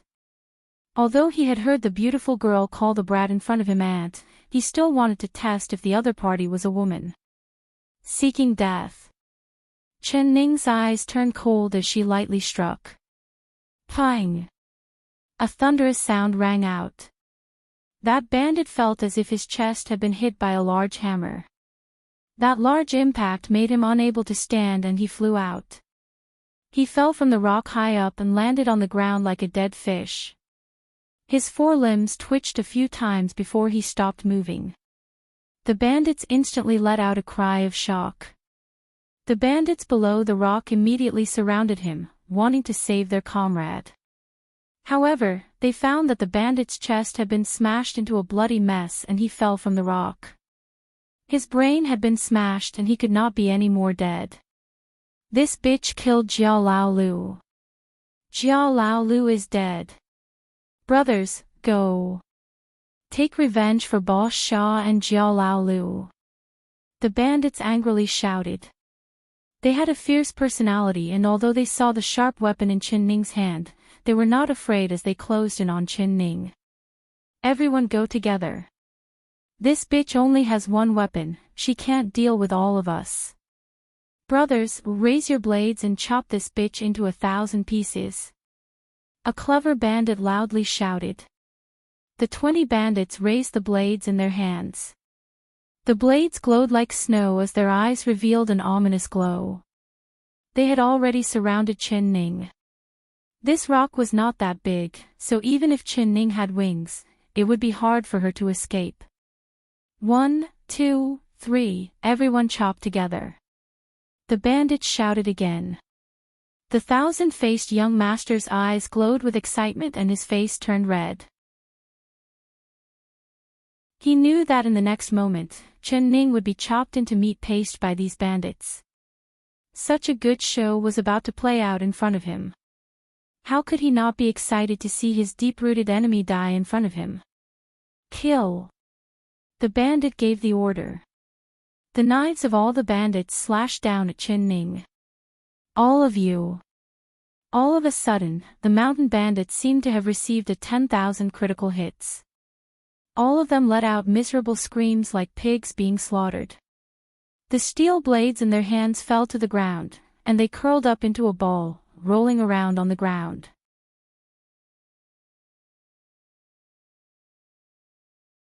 Chapter 1642. They had clearly seen the girl dressed as a man being surrounded by the brothers and with a flash of a blade, she was about to be dismembered. They didn't see her make a move, so why were the brothers all falling down one by one, screaming like their parents had died? Bastard! Damn! The light in the thousand-faced young master's eyes quickly dimmed.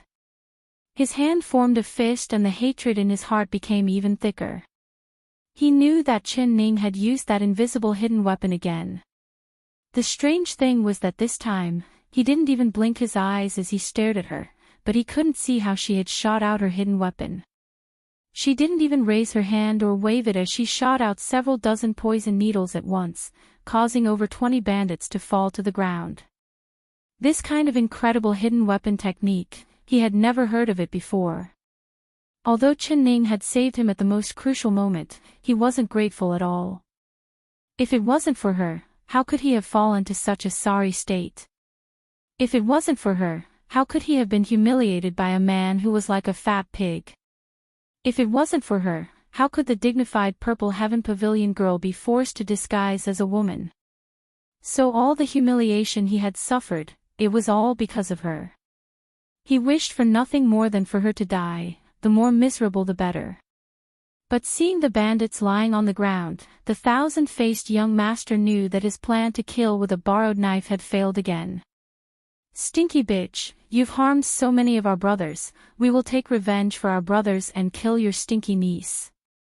A bandit under the rock came back to his senses and suddenly jumped up, grabbing the thousand-faced young master. At the same time, he placed a shining steel blade on his neck. He used a bit of force and the thousand-faced young master felt a chill on his neck. Following that, a stream of bright red blood flowed down his slender white neck. It was abnormally glaring. The thousand-faced young master was so angry that his stomach was about to burst. These stupid pigs didn't kill Chin Ning to vent their anger, they actually used him as a scapegoat and wanted to kill him to vent their anger. If he really died like this, how wronged would he be? He would die with his eyes wide open. And, don't worry about me, quickly run. They have a lot of people, you can't beat them alone. Qian is a lowly person, his death is not enough, but Aunt, you have a precious body, you can't step into danger for Qian.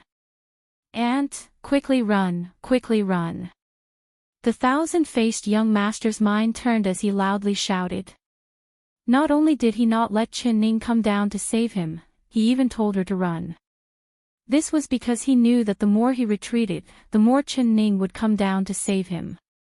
Sure enough, after Chin Ning heard this, she was very touched. She stared fixedly at thousand-faced young master and nodded.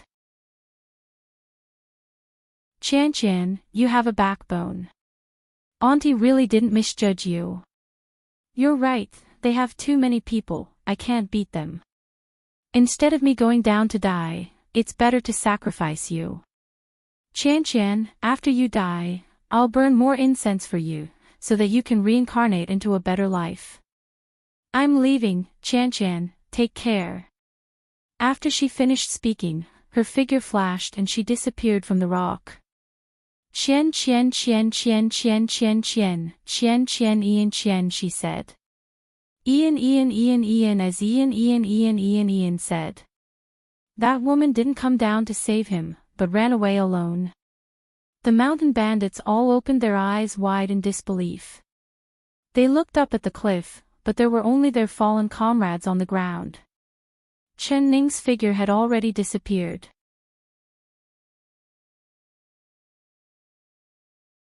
Chapter 1643. Bastard. Damn. Stupid girl surnamed Chin, come back here for father. I was just saying it casually. Why the F***ck did you actually believe it? You just patted your butt and left father alone in the hands of these bandits. Do you think father won't die fast enough? The thousand-faced young master desperately cursed in his heart, but Chin Ning had indeed disappeared. She had left by herself, so it was useless even if he cursed until his throat broke. Very good. That bitch has escaped, but she left this pretty girl in our hands. Brothers, let's not be polite. Let's take this girl back to the stronghold and enjoy her first. After that, we'll kill her and sacrifice her to Boss Shaw and Jiao Lao Lu.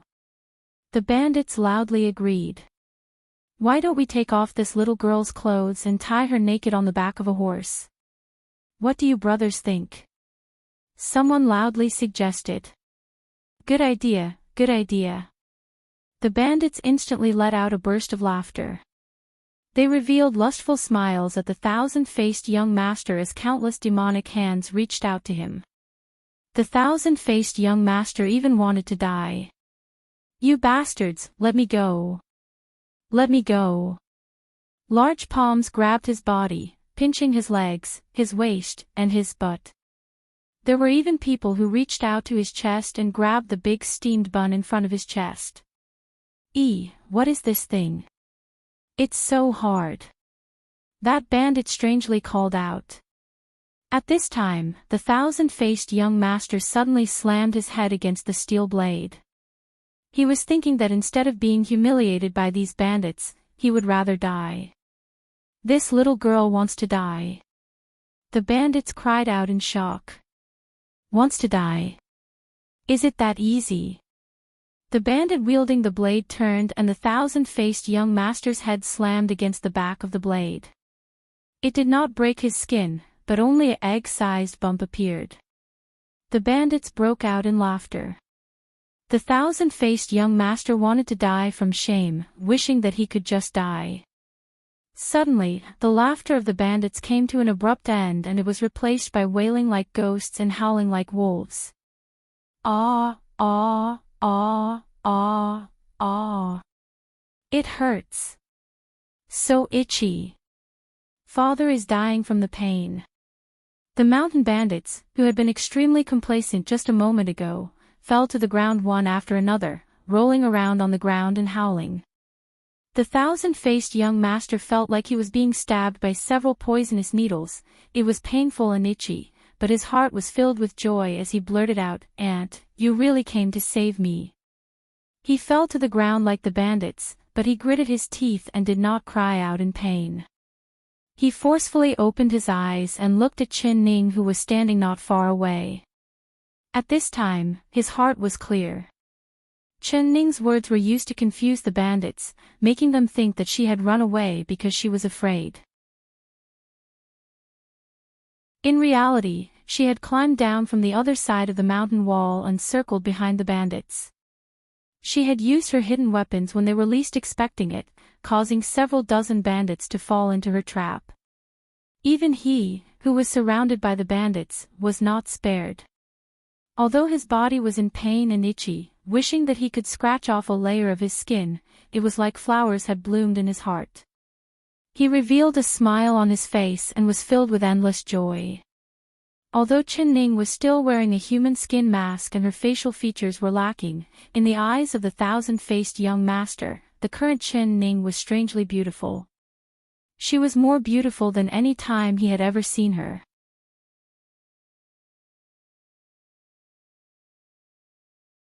Chapter 1644. The thousand-faced young master's face changed from the pain, but he gritted his teeth and said, "Aunt, I'm fine. You should quickly leave, don't let these bandits catch you. They've all been poisoned by my needles. If they don't have the antidote, they'll be in pain for 3 days and 3 nights. Come, eat this pill first. It can temporarily stop your pain and itch. When we find a place with no one around, I'll help you suck the needles out." Chen Ning took out a small porcelain bottle from her chest and poured out a white pill. It gave off a cool aura and she placed it in the thousand-faced young master's mouth. "Aunt, this pill. What is it?" The thousand-faced young master looked at the pill, but he did not dare open his mouth. He was an expert in using poison and had done countless things to harm people, so naturally he was very careful with what he put into his mouth. How could he just eat a pill given to him by someone else? "This is a painkiller pill refined by my master. The effect is very fast and after eating it, it won't hurt anymore." "What, do you think this is a poison pill and that I will harm you?" Chen Ning's eyes were clear and bright, just like a clear mirror. She looked at him without blinking, as if she had guessed his thoughts. The thousand-faced young master quickly said, Qian does not dare doubt Aunt, but this pill was refined by the old divine doctor, so it must be very precious. Aunt giving it to me, I can't accept it." Chen Ning revealed a faint smile and said, "What do you mean accept it? Stopping the pain is more important, quickly eat it." The thousand-faced young master hesitated a bit. He did not believe that this girl would have any good intentions towards him. Perhaps this pill really was a poison pill. "All right, since you don't want to eat it, then forget it." Chen Ning threw the pill into her mouth and swallowed it like it was candy. "Aunt, I'm not suspecting that this pill is poisonous, but... The thousand-faced young master was instantly embarrassed. He was afraid that she would be angry, so he wanted to say a few words to explain, but he couldn't find a reason. "Don't talk anymore, let's leave this place first," Chen Ning softly said. Her face was calm, not showing any emotions. She helped the thousand-faced young master up from the ground and walked over to the horse. "Can you still ride a horse?" she asked. The thousand-faced young master looked at her expression and asked in a small voice, "Aunt, are you angry?" Chen Ning noncommittally said, "If you can still get on a horse, then let's quickly leave this place. We can talk about this later." I can." The thousand-faced young master endured the pain and climbed up the horse's back with gritted teeth. But his pair of hands were trembling violently and could not hold the reins no matter what. Chen Ning jumped onto her own horse and grabbed the reins of the young master's horse. She grabbed onto the reins of the horse and said, "Hold on." She whipped the two horses' buttocks, and the two horses galloped away. Soon, the dozens of mountain bandits who were crying out in pain were nowhere to be seen. The thousand-faced young master gripped the saddle tightly with both his hands, enduring the pain to the point that his teeth tore through his lips. However, the pain and itchiness on his body became more and more intense. In the end, he could not bear it any longer and began to cry out, "Io, Io." Chen Ning turned around from her horse and asked, "What's wrong?" "It's so painful and itchy, so painful and itchy." The thousand-faced young master groaned loudly. His brows were knitted into a frown, and his charming and moving facial features became distorted from the discomfort.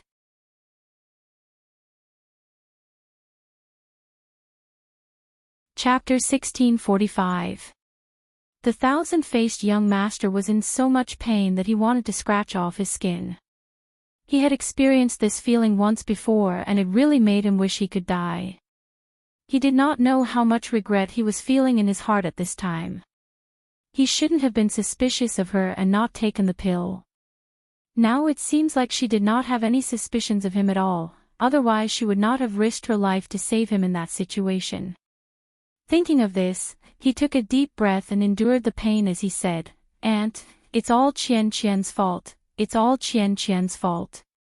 Qian was suspicious of Aunt just now. Can Aunt forgive Qian?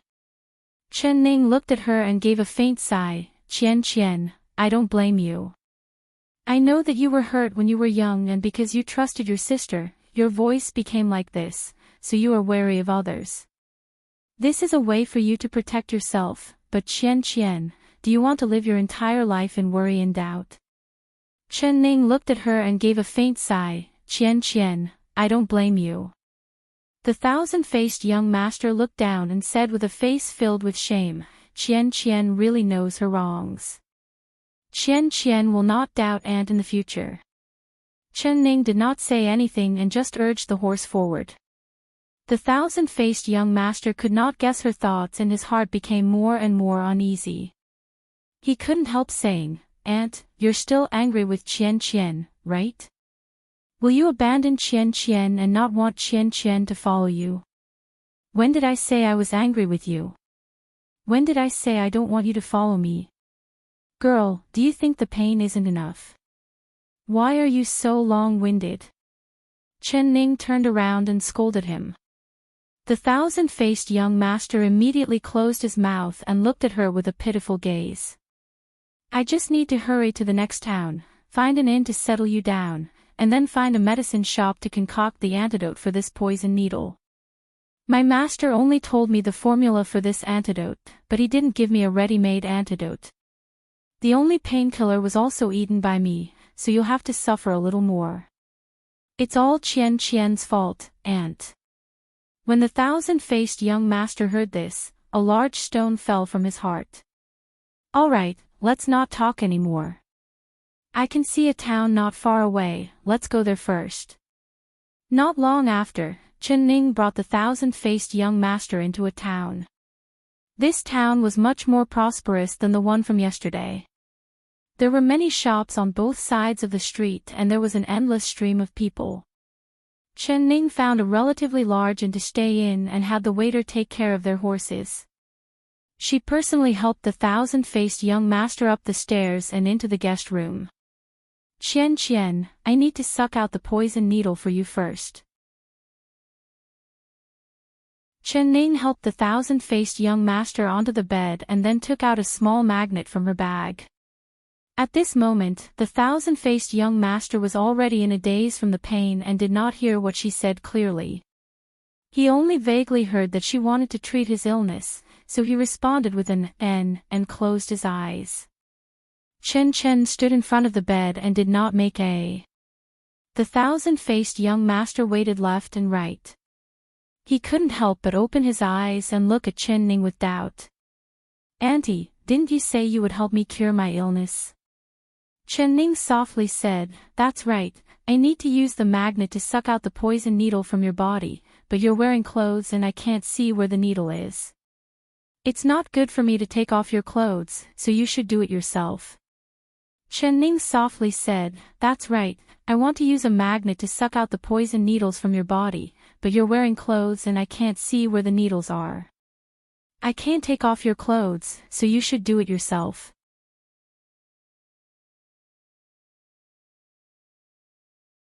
Chapter 1646. So he immediately said, "All right, I'll take it off myself." The clothes on his body had already been torn apart by the bandits, so with a gentle tug, he took off his outer clothes. When he was about to take off his underwear, he suddenly realized something. That's not right. He couldn't take it off anymore. If he took it off anymore, he would reveal the secret in front of his chest. His fingers grabbed onto his clothes, not moving for a long time. But if he didn't take off his clothes, he couldn't find a reason. His forehead was covered in cold sweat.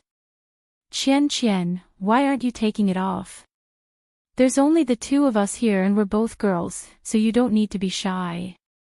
Chen Ning stared at him as she spoke. "And, I.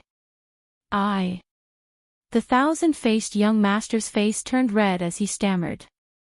In this short amount of time, how could he come up with a reason? Could it be that your hands have no strength and you can't take it off? How about I help you take it off?" Chen Ning stared right at him. That clear and bright eyes made the thousand-faced young master feel guilty. He secretly thought, could it be that she found out that there were steamed buns tied to his chest? He quickly shook his head and said, "I don't dare bother, Aunt. Aunt, please give me the magnet and I'll suck out the poison myself." Chen Ning stood in front of the bed and softly said, Qian, what's in front of your chest?" "Just now, when I helped you up the stairs, I accidentally touched your chest. I felt that something was wrong. Every girl's chest is soft and elastic, but your chest is as hard as two big rocks. Tell me, what is going on? Now that things have reached this point, are you still not willing to tell me the truth?" The thousand-faced young master's heart skipped a beat and he felt like his heart was about to jump out of his throat. His mouth was dry as he stared at Chen Ning in a daze, not knowing what to say. What should he do? What should he do? He gritted his teeth and stomped his feet. He suddenly rolled off the bed and kneeled down in front of Chen Ning. He cried out, "Aunt." Chen Ning moved to the side and avoided him. She coldly said, "What do you want to say?" The thousand-faced young master did not reply. He forcefully pulled at his chest and tore his underwear. With two pu sounds, two dry steamed buns fell from his body. This, although she had already guessed that there was something on his chest, seeing this scene, Chen Ning was still stunned. Why are you tying two large steamed buns to your chest?" she blurted out.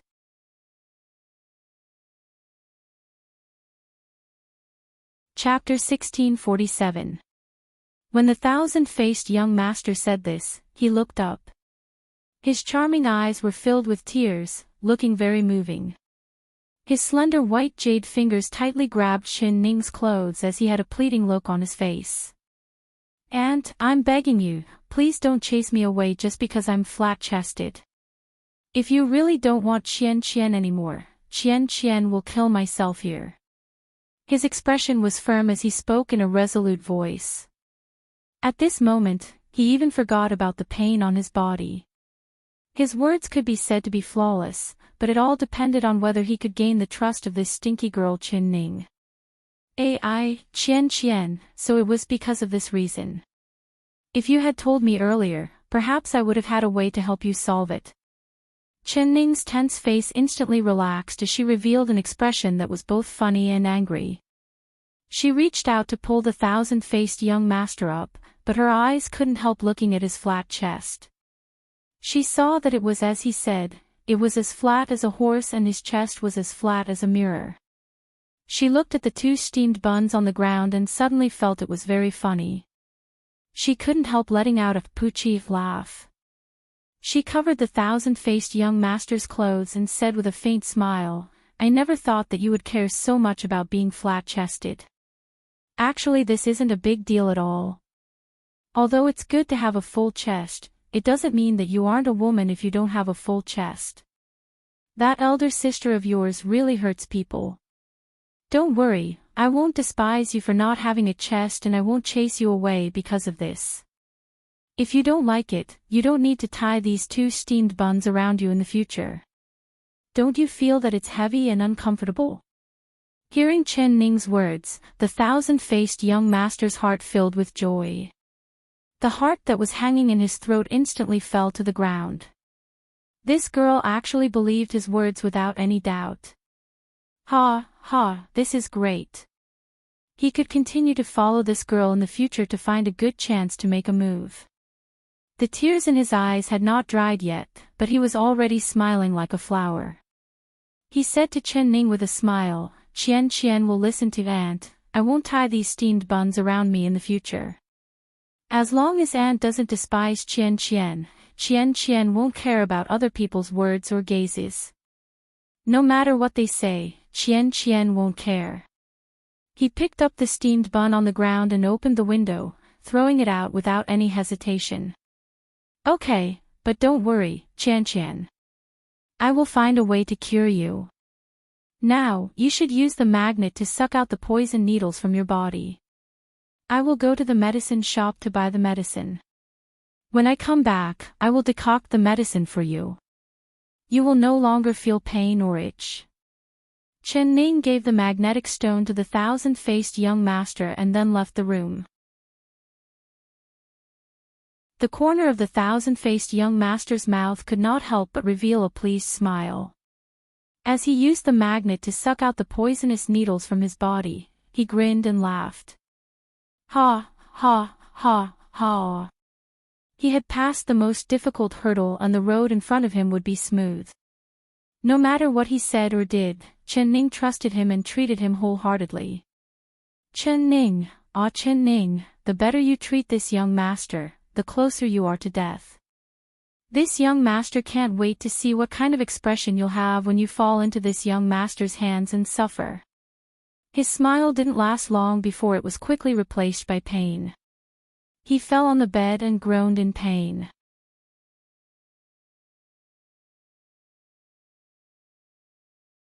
Chapter 1648. Qian, is it painful or itchy? Quickly, drink this medicine while it's hot. As long as you drink it, you won't feel any pain or itch. Chen Ning's expression and voice were very gentle, giving the thousand-faced young master an indescribable feeling of comfort. Especially when he heard that it wouldn't hurt or itch after drinking it, he immediately grabbed the bowl of medicine and drank it all in one gulp. Qian, do you feel better? This medicine was as Chen Ning said, it was very magical. After drinking it for a while, the thousand-faced young master felt very comfortable, not feeling any pain or itch. This made him trust Chen Ning even more. Very good, this medicine was very effective. This meant that this stinky girl did not see through his identity and did not use poison to harm him. Aunt, your medicine is very effective. Now I don't feel any pain or itch at all. That's good. Speaking of it, it's all my fault, I've made you suffer for so long. At the time, I didn't have the time to aim properly and just threw the hidden weapon without any care. Although it knocked down the bandits, it also affected you, don't you blame me? Chen Ning said in an apologetic voice. The thousand-faced young master shook his head, of course Qian won't blame Aunt. Aunt was trying to save me at the time, and if it wasn't for Aunt arriving in time, Qian would have already been insulted by those bandits. Qian is very grateful to Aunt, so how could I blame Aunt? Chen Ning nodded and let out a sigh of relief as she said, "That's good. I was afraid you would blame me, so I was worried." The thousand-faced young master's heart was filled with pride, secretly thinking that his acting skills were not bad. In just a few short days, he had managed to trick this clever little girl. She believed everything he said and did not doubt him at all, so it was much easier for him to make a move on her. Qian, after drinking this medicine, do you feel uncomfortable anywhere? Chen Ning looked at him in concern. How could he feel uncomfortable? He did not know how comfortable he was right now. The thousand-faced young master shook his head and said, "There's nothing uncomfortable, I feel very comfortable." Chen Ning looked at him and said, "Is it really very comfortable?" "It really is." The word comfortable that the thousand-faced young master was about to say stopped. He unknowingly knit his brows and began to feel a little uncomfortable. This feeling was very strange. It was neither painful nor itchy. He just felt that his chest was swollen and uncomfortable. It was as if something was stirring in his chest and was trying to break out of it. What was going on? The thousand-faced young master could not help but raise his arm and rub his chest. With this rub, that strange feeling came again. It was sore and swollen. "Auntie, my chest hurts." He blurted out. "Uncomfortable. Take off your clothes and take a look." The thousand-faced young master hurriedly pulled open his lapel and lowered his head to look at his chest. With this glance, he was dumbfounded. His mouth was agape as if he had been struck by lightning. "Why is it like this? Why is it like this?" He stared at his chest and couldn't help but cry out. He didn't know when it started, but his chest started to slowly bulge. Two small hills rose up, like two unripe peaches. "What is this? What is this?" He cried out in alarm again.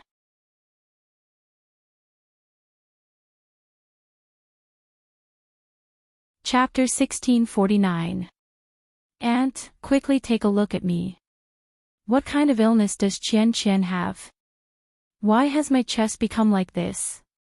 The thousand-faced young master had a look of panic as he suddenly grabbed Chen Ning's clothes, like he was grabbing onto a life-saving straw.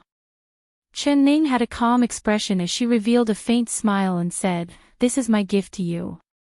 "What, you don't like it? Like these two peaches?" The thousand-faced young master almost screamed out. He wasn't a monkey that liked peaches. Even if he was a monkey, seeing a peach grow on his chest, he would go crazy. "That's right. Although these two peaches haven't grown yet and are still very green, that is because you've only taken one dose. As long as you keep taking the medicine, these peaches will slowly grow and become fuller. This way, no one will laugh at you for being flat-chested anymore. This is a secret breast enlargement recipe that I've thought of for a long time. Qian, haven't you always been worried about your flat chest? Seeing this change now, you don't seem very happy, do you really not like it?"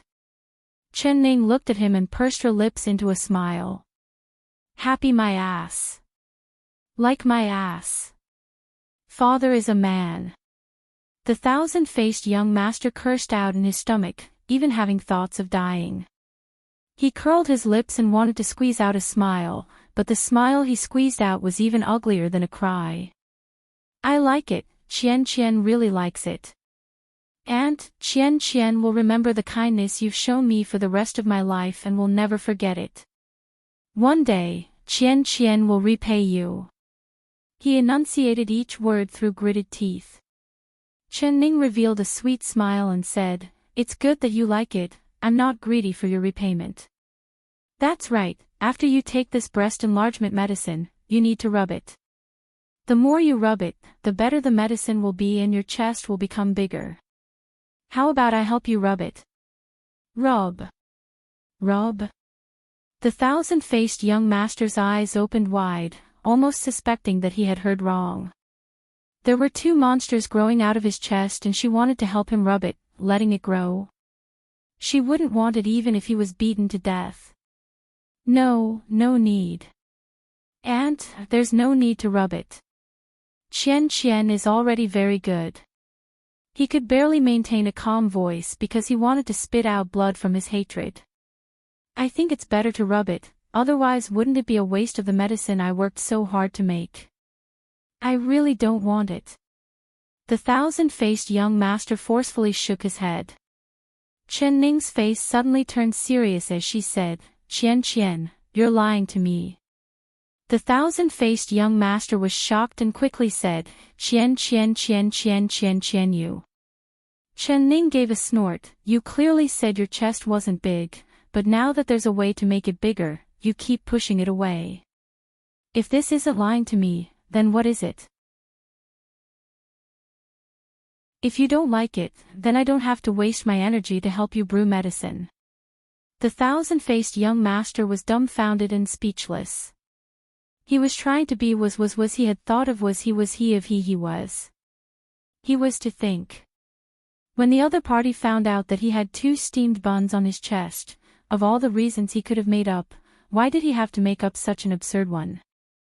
The most absurd thing was that the stinky girl actually believed him and wholeheartedly helped him make his chest bigger. Now that his chest had really become bigger, he wanted to kill himself out of shame.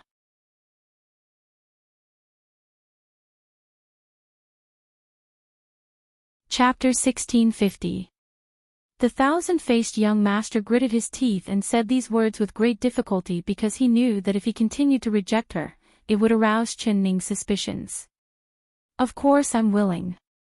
Chen Ning revealed a faint smile. She placed her hands on the 2 green peaches on his chest and slowly rubbed them. She did not use much strength and just gently rubbed them twice. The thousand-faced young master's body suddenly trembled and he gave a painful roar. It was so painful that his body curled up like a shrimp. Pain. So painful. Aunt, stop rubbing, it's too painful. His body was covered in cold sweat from the pain and he felt like his chest was being cut by a knife. But when he looked down, there was nothing wrong with his skin. There was no swelling or wounds. But why did it suddenly hurt so much? Is it really painful? But I haven't used any strength yet and the medicine hasn't fully taken effect yet. Just bear with it, I'll help you rub a few more times and it'll be fine soon. Chen Ning gave a faint smile and gently rubbed again. Instantly, the thousand-faced young master let out a pitiful cry like a pig being slaughtered. Stop rubbing. I beg you, stop rubbing. It hurts so much. The thousand-faced young master's forehead was covered in cold sweat. Pain. Qian, do you know why it hurts so much? Chen Ning took back her hand and stood in front of the bed. Her eyes fell onto his face. That smile that wasn't a smile made the thousand-faced young master feel a chill run down his back. He opened his mouth and stammered, I don't know. It's all because I was careless. When I was brewing the medicine for you, I accidentally dropped a pill personally refined by my master. But this pill is not a painkiller, rather it is a painkiller. Painkiller? This. What kind of medicine is this? How come I've never heard of it before? The thousand-faced young master's heart was filled with shock and he couldn't help revealing a look of fear in his eyes. Of course you haven't heard of it. This is a secret medicine refined by my master. If a sick person takes this painkiller pill, it will make their illness several times worse. If a healthy person takes this medicine, it will make their entire body feel pain. It will be very painful, just like you right now. Chen Ning giggled and said. What?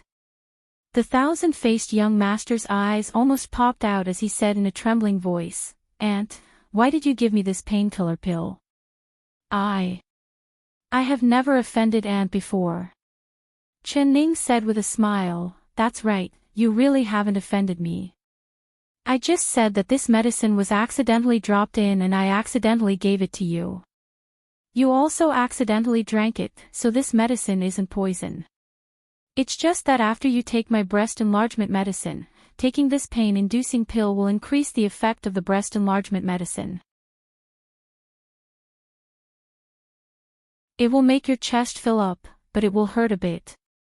Qian, I'm doing this for your own good, aren't you grateful to me? The more the thousand-faced young master listened, the more terrified he became.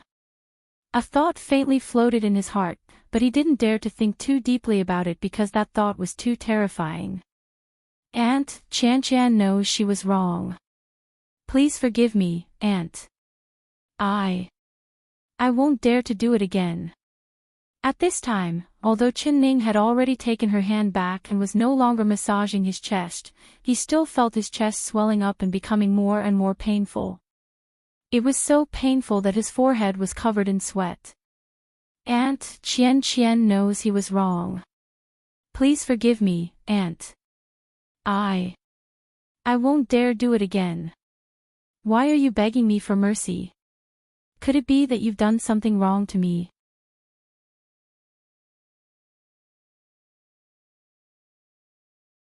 Chapter 1651. At this time, if the thousand-faced young master still couldn't see that Chen Ning had seen through his disguise, then he really would be the biggest fool in the world.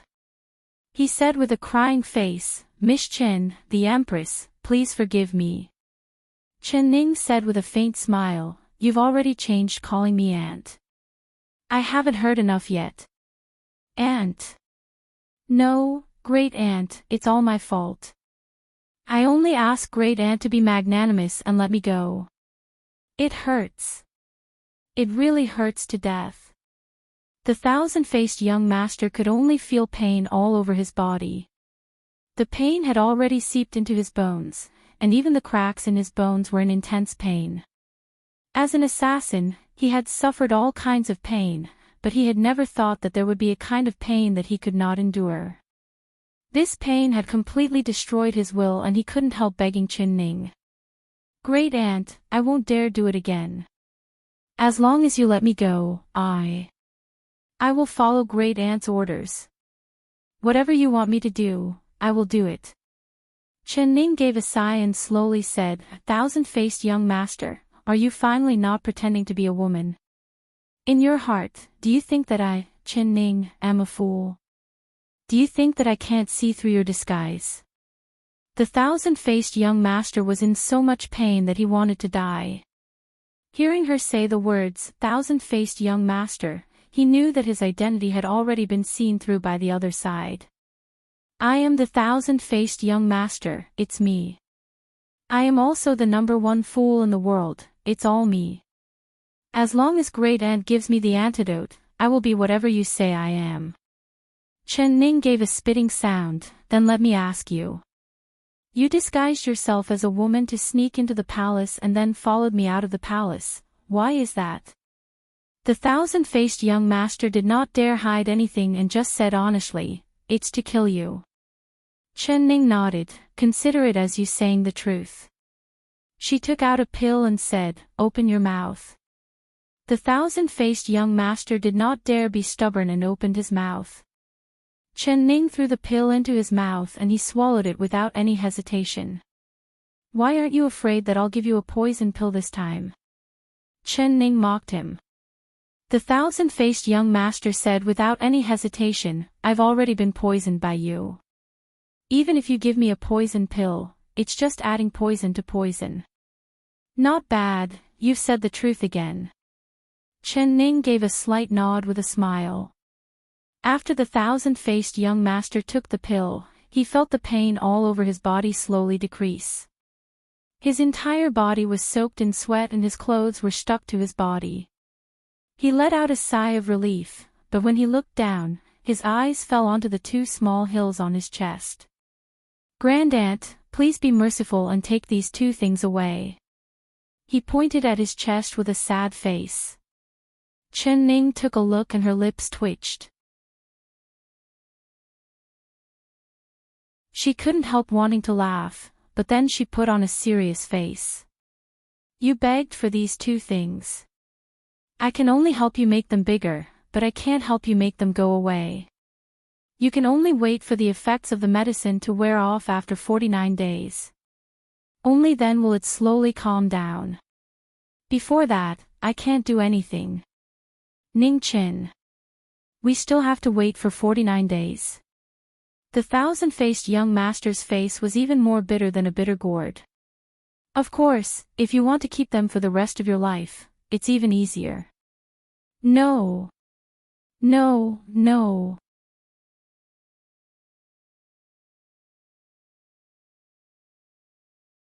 Chapter 1652. But in these 49 days, you will have to continue pretending to be a woman. But seeing how well you've been pretending, it's quite interesting, hee hee.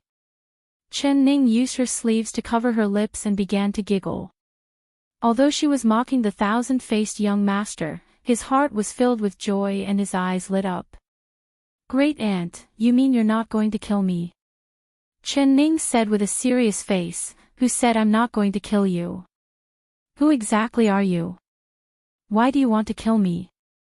Tell me everything clearly from the beginning to the end. If there's a single lie, I'll make your chest bigger than a steamed bun.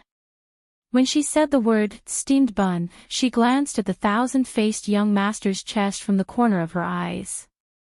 She couldn't help laughing at her own prank. The thousand-faced young master's expression was extremely awkward. He pulled the blanket on the bed and tightly wrapped himself up. He lowered his head and said, "All right, I'll tell you everything. Actually, even if I don't say it, with how smart you are, great aunt, you already know what kind of person I am." Chen Ning gave a snort. Of course I know, but I want to hear it from your own mouth.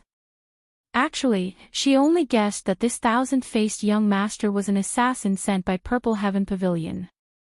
She also guessed that the person who hired the assassin was Zhao Rong Junju, but she couldn't understand why this thousand-faced young master spent so much effort to sneak into the palace to her side. Logically speaking, he had many opportunities to make a move, but he didn't do anything. It was not until she left the palace that he did something to her food. However, it was not a deadly poison, which made her unable to guess what was going on. The thousand-faced young master thought that Chen Ning knew everything about him, so he didn't dare hide anything. This was because he knew that Chen Ning's eyes seemed to be able to see through his heart. As long as she stared at him, she would be able to determine if he was telling the truth or lying. He moved his lips and was about to speak, but he suddenly remembered the strict orders of Purple Heaven Pavilion. He could not reveal the pavilion's secrets to anyone, or else he would receive the most severe punishment in Purple Heaven Pavilion. His heart instantly turned cold and he swallowed the words that were about to come out of his mouth. Why are you hesitating? Do you think I don't know you're an assassin from Purple Heaven Pavilion? Humph. Chen Ning saw his expression and guessed what he was worried about. You know about Purple Heaven Pavilion? The thousand-faced young master cried out. Purple Heaven Pavilion's actions had always been secretive. They only killed people without leaving their names. In the Jianghu, there was less than 1 in 10,000 people who knew this name. However, as long as they received a mission that they could not complete, those who died under the hands of Purple Heaven Pavilion did not even know how they died. Although the thousand-faced young master was quite famous in the martial world, no one knew that he was an assassin from Purple Heaven Pavilion, or even his identity as a young master. So when he heard Chen Ning say the 3 words, Purple Heaven Pavilion, he couldn't help but be shocked. Purple Heaven, you've done so many bad things and killed so many people, do you think you can hide it from the eyes and ears of the world?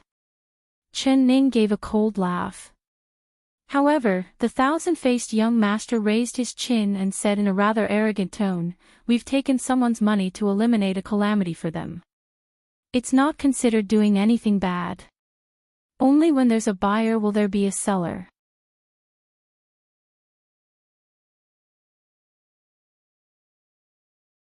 Chapter 1653. Pay. You sissy, you're still stubborn even now. You treat human lives like grass, only recognizing money and not people.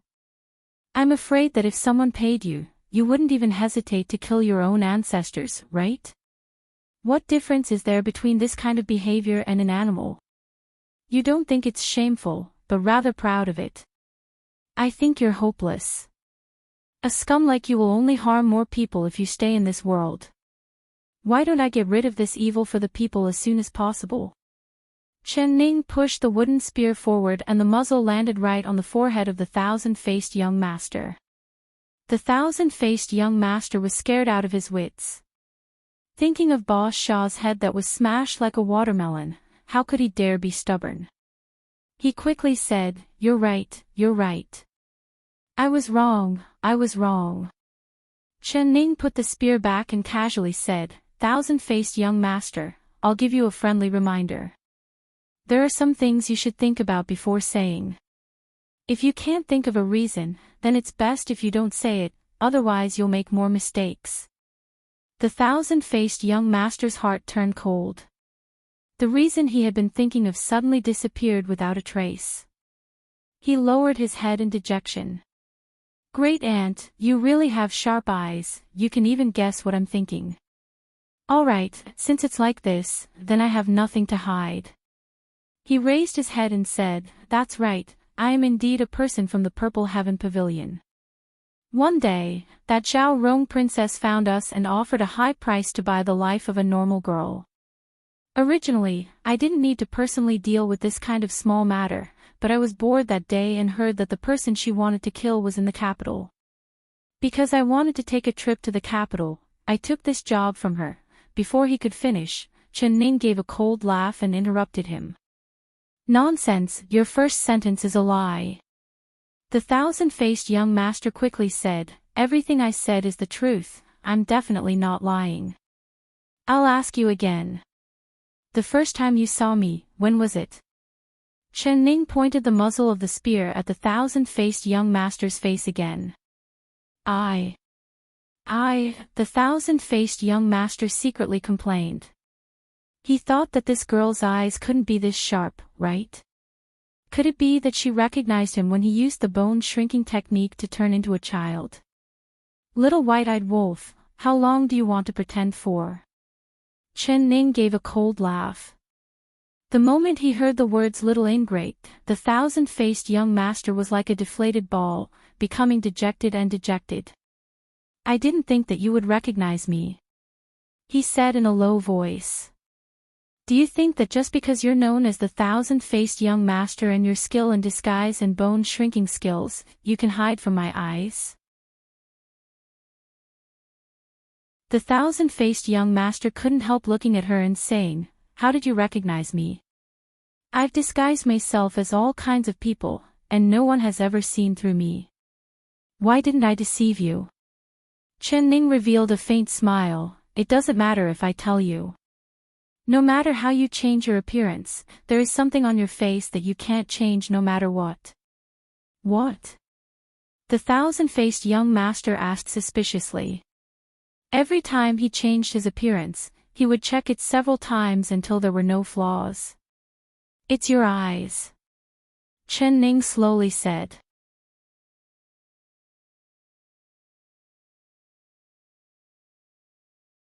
Chapter 1654. After he changed his appearance, not a single person in the entire Purple Heaven Pavilion was able to recognize him. He believed that his disguise technique had already reached the point of perfection. Chen Ning nodded, "Or rather, it's not your eyes, but your expression. Your disguise technique is very good, but no matter how good it is, it can't hide the expression in your eyes. When I first saw you, you used the bone-shrinking technique to turn yourself into a 5- or 6-year-old child. Your disguise was very good and even I was deceived by your appearance at the beginning. I thought that you had been kidnapped by bandits, but the more I looked at you, the more I felt that something was wrong. A 5- or 6-year-old child, how could he have this kind of expression in his eyes?" The thousand-faced young master's heart trembled when he heard this. He couldn't help asking, what kind of expression does a 5 or 6-year-old child have? What kind of expression do I have? Chen Ning thought back to the situation at the time and slowly said, I've seen many children and their eyes were filled with innocence and innocence. Because their world is different from an adult's, the things they are interested in are also different. When Xiao Ru gave you a lot of cakes and candies to eat, the children's eyes would always light up and they would be filled with interest. Which child doesn't like eating these things, but your eyes did not have any interest at all? On the contrary, your eyes kept looking at me, as if I was more delicious than those candies. Moreover, what surprised me the most was that your eyes had a calculating, cunning, and fierce look that did not belong to a child. It was like a wolf staring at its prey. This kind of look would never appear on a child's face. Chen Ning's eyes were filled with excitement as she looked at Xiao Ru. The thousand-faced young master was speechless because Chen Ning was not wrong at all. At the time, all his attention was focused on Chen Ning, so naturally he was not interested in anything else. At the time, he only wanted to win her trust and then take her life. He never thought that all these thoughts would be revealed in his eyes, but he did not realize it at all. He thought that he had tricked her and everyone else and was very proud of his wonderful acting. In her eyes, he must be as funny as a fool, right? But although I guessed your background at the time, I did not kill you. I left you alive to teach you a lesson.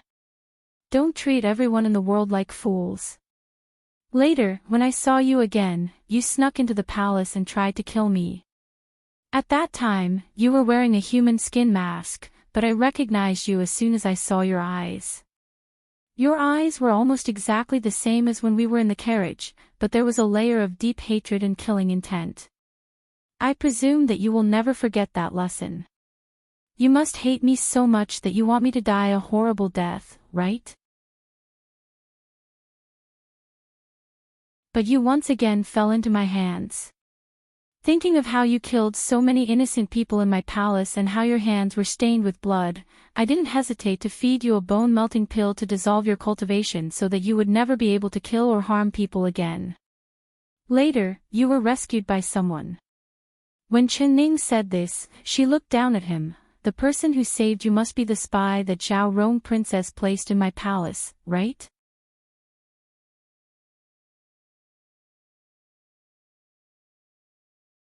Chapter 1655. Chen Ning lightly said, as long as I don't die, she won't be able to rest easy. She sent you into the palace because she thought that you would have a chance to make a move once you were by my side, right? Her idea wasn't bad. Even with all my precautions, I never would have thought that a dignified assassin of Purple Heaven Pavilion would turn into a woman. When you were sent into Guan Osprey Palace as a woman, you indeed fooled my eyes again. No one would have thought that the peerless beauty that would make all men fall head over heels for her was actually a man. The thousand-faced young master's face turned red and he awkwardly snorted a few times. I'm a dignified man, how could I be willing to disguise as a woman? It was all that Zhao Rong Junju who forced me. I ate your bone-transforming pill and lost all my cultivation, falling into her hands. If I didn't agree, she would feed me to the wild cats. Look, this is the evidence. He tore off the sleeve of his right arm, revealing his smooth and white arm. There was a long scar on his arm. The wound was red and swollen, looking very terrifying. The thousand-faced young master hatefully said, she sprinkled catnip and bramble mustard powder on my body, attracting all the wild cats within several hundred meters. Those cats almost dug out my eyeballs. If I didn't agree, I would have become a delicious meal in the stomachs of those wild cats. Chen Ning glanced at his wound and also felt shocked. However, she said, you reap what you sow, that catnip and bramble mustard powder, weren't you the one who gave them to Zhao Rong Junju? The thousand-faced young master cried out, you. How did you know? Humph, of course I know. Although Zhao Rong Junju is vicious, she's still a girl. No matter how vicious her heart is or how much she hates me, she just wants my life. How could she think of using such a complicated method to harm me? Using poisonous insects, poisons, and crafty plots are exactly what your Purple Heaven Pavilion is good at. So I already knew that behind Xiao Rong Junju, there was a meticulous strategist who was even more vicious than her. He planned everything for her, and that person was you. The thousand-faced young master's expression fluctuated. He rubbed the scar on his arm, feeling nervous. After that, after you entered the palace, no one in the palace saw through your identity and I wasn't on guard against you. If you wanted to make a move, there should have been many opportunities, but why didn't you make a move? Chen Ning asked. The thousand-faced young master revealed a strange expression and said, "You thought I entered the palace to kill you? Was it not?" The thousand-faced young master shook his head, and the corners of his mouth curled up to reveal a mocking smile. Of course not. That little girl Zhao Rong really does hate you and wants nothing more than for you to die, but she thought of a way to make you feel even more pain than death. She sent me into the palace so that I could seduce your emperor. Once I obtained the emperor's heart, I would encourage him to throw you into the cold palace. For a woman, there is nothing more painful than losing the man she loves. To make you live a life worse than death in the cold palace, isn't that more painful than killing you with a single blade? Hearing this, Chen Ning could not help but laugh. She stared at the thousand-faced young master with her round eyes. Does she think that Imo Chuan will put me in the cold palace because of you? She thought Imo Chuan would throw me into the cold palace because of you. She suddenly had a funny feeling, and the more she thought about it, the funnier it was.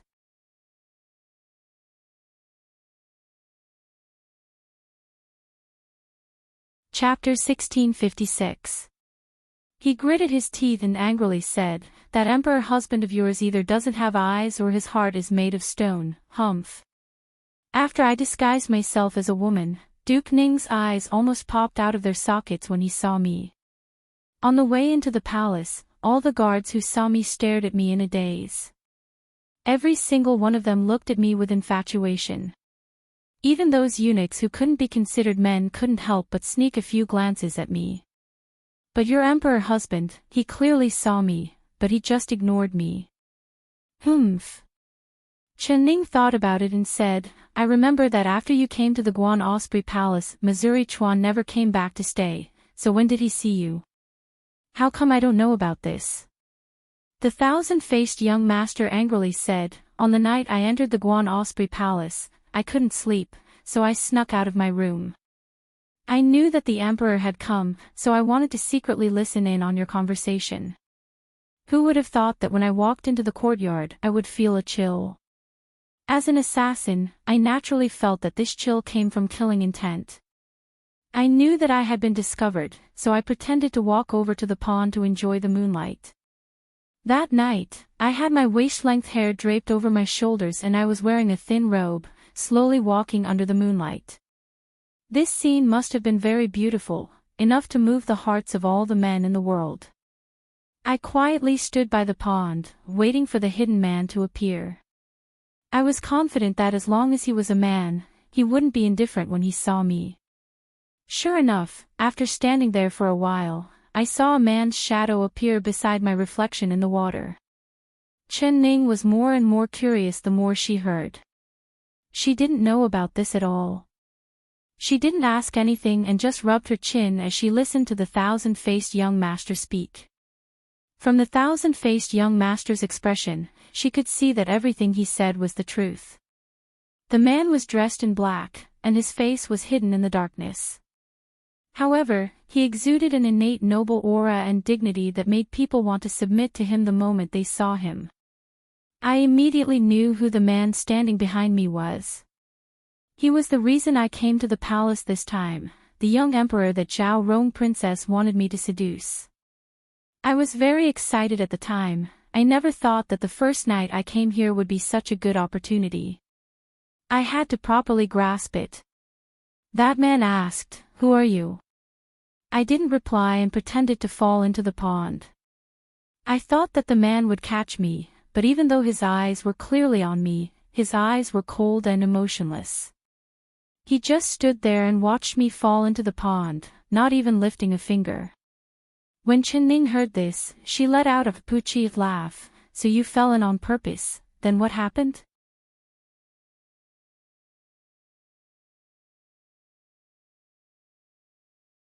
Chapter 1657. Chen Ning's smile was like a flower as her eyes narrowed.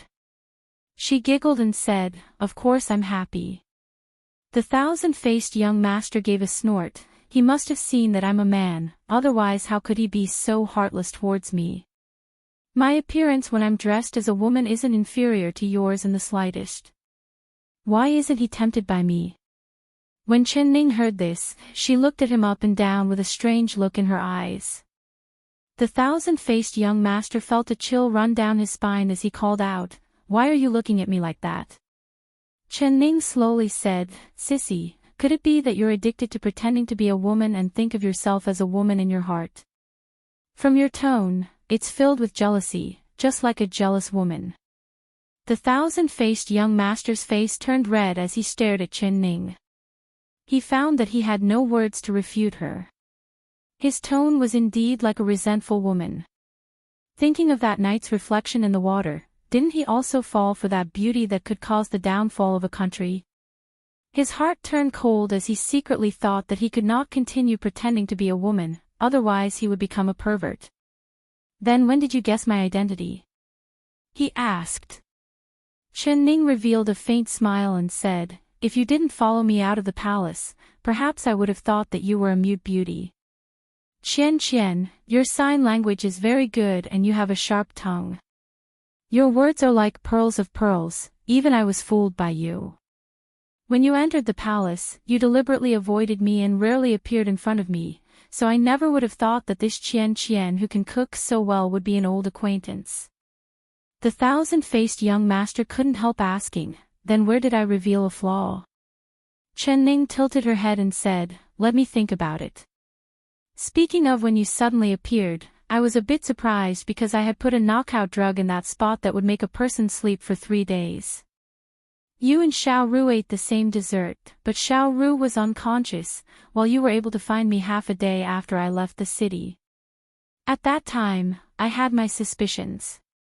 Either you didn't eat the dessert or the knockout drug didn't work on you, but I clearly saw you eat 3 desserts, so there was only the latter explanation.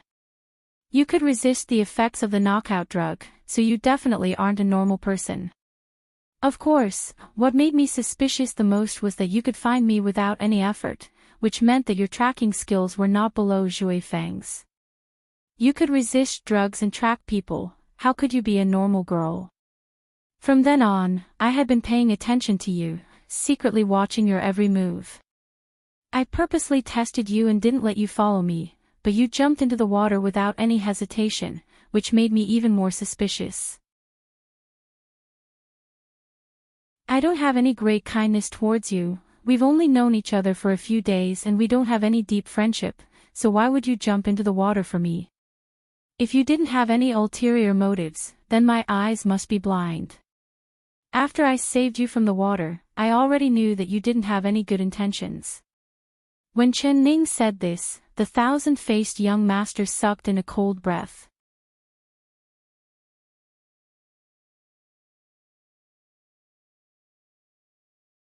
Chapter 1658. Chen Ning calmly said, "Although I saw through your intentions, I didn't recognize that you were a man dressed as a woman. I didn't think that you would be the assassin that tried to kill me twice because your woman's disguise was too similar. I really saw through your man's identity on the night we stayed in the inn. When we walked into the inn, all the men's eyes were staring at you. Their eyes were filled with admiration and shock, but you just walked past them without even looking at them from the corner of your eyes. At that time, I thought that you were dignified and didn't show any frivolous actions. I even praised you in my heart, but after thinking about it, I felt that this situation wasn't right. Because as long as it's a woman, no matter how dignified a woman is, when faced with the admiration and shock of men, they wouldn't be as indifferent as you. There was even a deep disgust in your eyes, as if you wanted to dig out all the men's eyeballs. The thousand-faced young master was shocked. He never thought that the subtle look in his eyes would fall into Chen Ning's eyes. So you suspected me at that time? That's right, at that time, I was sure that you weren't a woman. At the same time, I thought about how you asked me for 2 steamed buns and ate them in a short amount of time. When I asked you if you were full, you said you were full without even thinking about it, but your stomach was more honest than your mouth, quickly betraying you. I thought it was strange at that time. How could a person who had just eaten 2 steamed buns have a stomach growl, unless you didn't eat them at all and used them for other purposes? But what use do you have for them? When Chen Ning said this, her eyes swept over the thousand-faced young master's chest. The thousand-faced young master's face turned red with embarrassment. At this time, if I still couldn't see that you were the assassin from the Purple Heaven Pavilion disguised as a man, then I really would be the #1 fool in the world. After understanding your identity, I just quietly watched your performance. You borrowed the kitchen to cook for me, so I guessed that you would play some tricks with the food. As expected, you put the soul-disappearing powder in the food, but you never thought that my master would give me the spirit rhinoceros pill, making me immune to poison. Eating your soul-disappearing powder was like eating pepper, it had no effect on me at all. When Chen Ning said this, the thousand-faced young master couldn't hold it in anymore and blurted out, I never thought that you would see through me this early. If you knew that the food was poisoned, then why did you eat it? Of course I wanted to eat it. Not only did I want to eat it, I also wanted you to eat it first. Those sweet and sour pork ribs didn't taste bad, right? If I didn't eat it, how could I see your wonderful performance after eating it? Chen Ning covered her mouth and began to giggle. The thousand-faced young master wanted to smash his head on the ground and hatefully said, so you purposely wronged me and tricked me. He thought back to the insect disturbance at that time and was so annoyed that he wanted to vomit blood. How could he not see through it at that time? This girl was purposely playing with him and at the same time stalling for time to make him forget to take the antidote. Chen Ning lightly said, harming others will harm themselves in the end. This sentence is the best portrayal of your actions.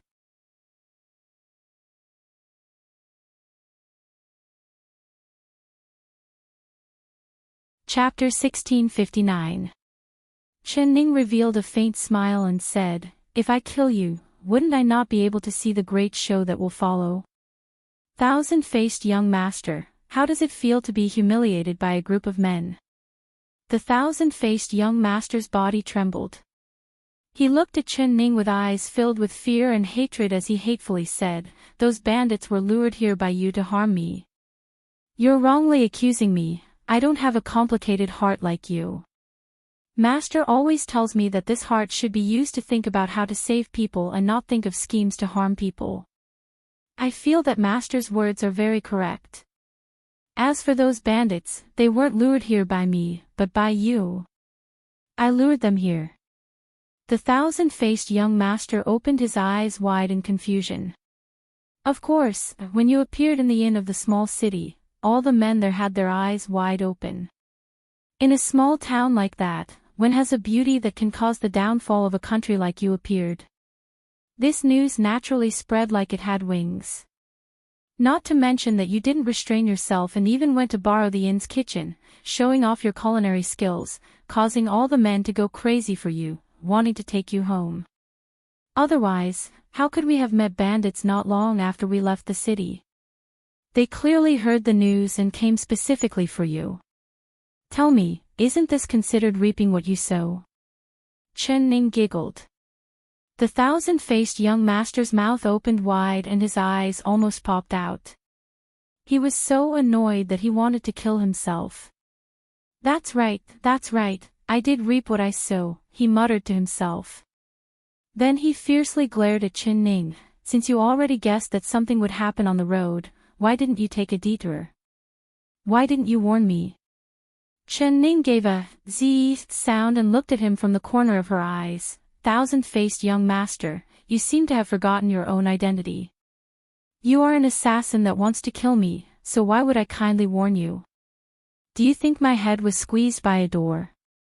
Not to mention that you used catnip and mustard powder to harm me on the road. I'm already being very polite by not sprinkling some insect-luring powder on you to let you have a taste of what Zhao Rong Princess suffered. Do you think I would be stupid enough to save my enemy? The thousand-faced young master was flabbergasted and speechless. He also felt that his questioning was unjustifiable, but when he thought of being surrounded by a large group of mountain bandits and being molested, those grown men pressing on top of him and groping all over his body, he wanted to vomit. That was a nightmare that he would never forget for the rest of his life. Then why did you save me in the end? You knew that I wanted to harm you, so why didn't you let those bastards humiliate me to death? Why did you have to pretend to come and save me? The thousand-faced young master screamed. Chen Ning shook her head at him in disapproval. Ze, I say, has your heart been eaten by a dog? I saved you and you're blaming me. You have such a heart. Didn't you feel like you didn't have enough fun with me, so you thought of some strange methods to use on me? Seeing me suffer pain, that's why you felt happy. Didn't you feel that you didn't have enough fun with me, so you came up with some strange methods to use on me? You only feel happy when you see me suffer pain and torture. Isn't it all because of you that I've become a monster that's neither male nor female?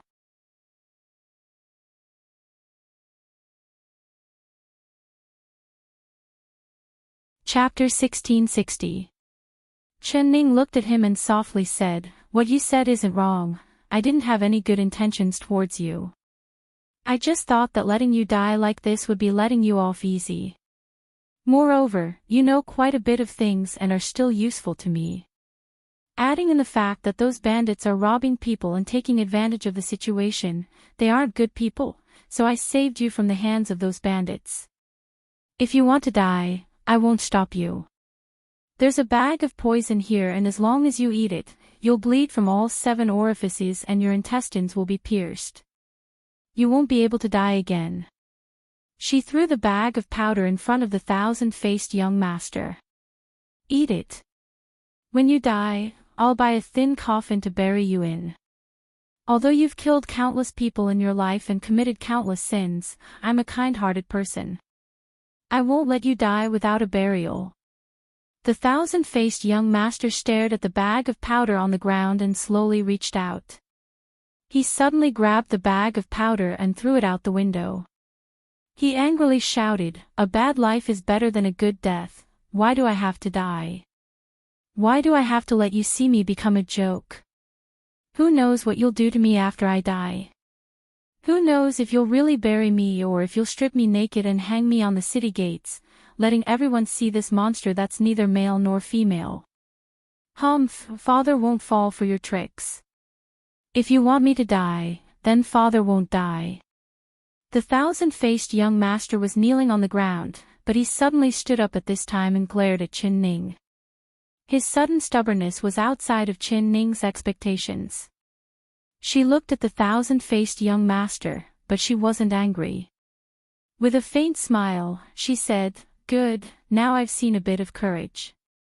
If you continue to kneel in front of me and cry, I'll really regret saving your life. I hate slugs that only know how to kowtow to beg for mercy, soft eggs." The thousand-faced young master jumped up like a cat whose tail had been stepped on. His hands clenched into fists as he viciously said, "Who are you calling slugs? Who are you calling a soft egg?" Chen Ning said with a smile, "You're very good like this, you have the courage of a man. I need this kind of courage, not bad, I'm very satisfied. Say it, what do you want me to do for you to cure this strange disease of mine?" The thousand-faced young master coldly said. The reason why he was suddenly filled with confidence was because he understood that the other side already knew his trump card, but they didn't take his life. It was because he was still useful. If he was useless, how could he live until now? Chen Ning tilted her head at him, but she didn't say anything. The thousand-faced young master sneered, "That damned girl Zhao Rong has taken a fancy to my disguise technique. taken a fancy to my seductive methods, but what have you taken a fancy to this young master? There's no harm in telling you the truth. This young master knows a lot of things, such as disguising, making poison, poisoning, tracking, ambushing, killing, arson, and even cooking. You've picked up a treasure for someone as capable as this young master to help you.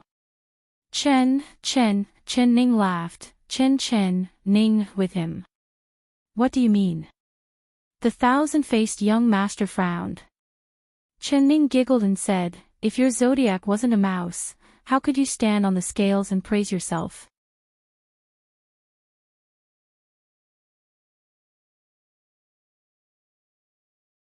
Chapter 1661. Chen Ning's eyes turned and she suddenly asked, do you know how to play the flute? The thousand-faced young master was stunned. He really didn't know how to do this. I don't. He coldly said. Then do you know how to sing? I don't. His face sunk and he became even more annoyed. Did this girl think she was a brothel girl from the Chin Club? You don't know this and you don't know that. You actually have the nerve to brag. Chen Ning curled her lips in disdain. The thousand-faced young master's face turned red as he said, these aren't proper skills. I am a man, how could I learn these lowly things? Chen Ning said in a sarcastic voice, playing the flute and singing can cultivate one's mind and make one happy, these aren't proper skills. Are the things you know considered proper skills? Tell me, what kind of skills do you have? Disguise, poison, sneak attack, murder, arson. She counted with her fingers, which one of these isn't a skill to harm people?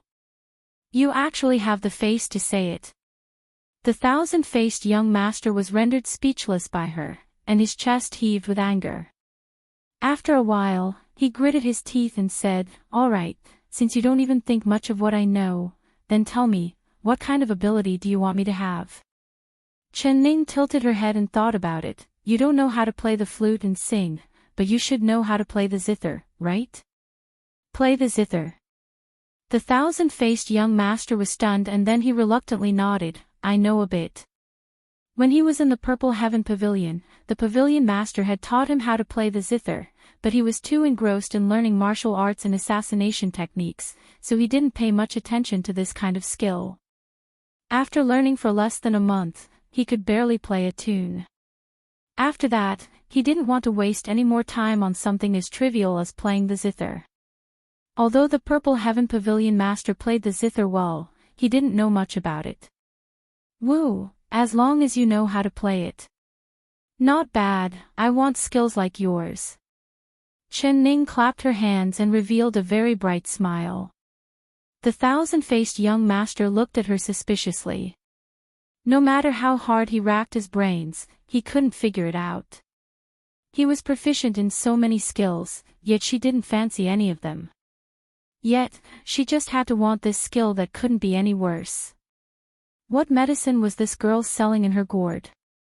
He knew that comparing his heart to Chen Ning's was like comparing the heavens to the earth. He didn't want to waste his energy trying to guess what this girl was thinking. In short, whatever she wanted him to do, he would do it. As long as she could remove those 2 rotten peaches from his chest, he would kneel on the ground and call her ancestor. However, I have to make it clear in advance that I can only barely play a tune. Don't think that I can play it beautifully. When the time comes, don't blame me for dirtying your ears. The thousand-faced young master pondered for a moment and decided to say the unpleasant things first, so as to prevent this girl from thinking of some strange methods to torment him when the time came. It doesn't matter, it doesn't matter. The worse you play, the better. You're not playing for me anyway. Chen Ning casually waved her hand and the smile on her face became even more brilliant. If I'm not playing for you, then who am I playing for? You. You wouldn't be giving it to someone else as a gift, right? If you want me to dress up as a girl to seduce men, I swear I won't do it. The thousand-faced young master's face changed.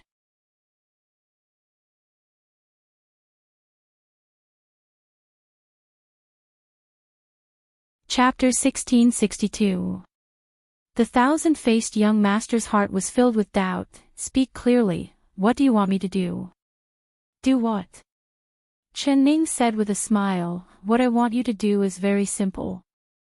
You just need to dress up as a girl and sit there quietly playing a song. However, I'll decide the time and place. Can you do it? It's that simple. The thousand-faced young master could not believe his ears as he said in a trembling voice, as long as I dress up as a girl and play the zither, you'll cure my strange illness. Chen Ning nodded with a smile, of course.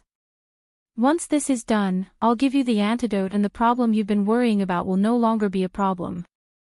The thousand-faced young master was filled with joy as he asked, really? You don't need to wait another 49 days. Of course, my master is the #1 divine doctor in the world.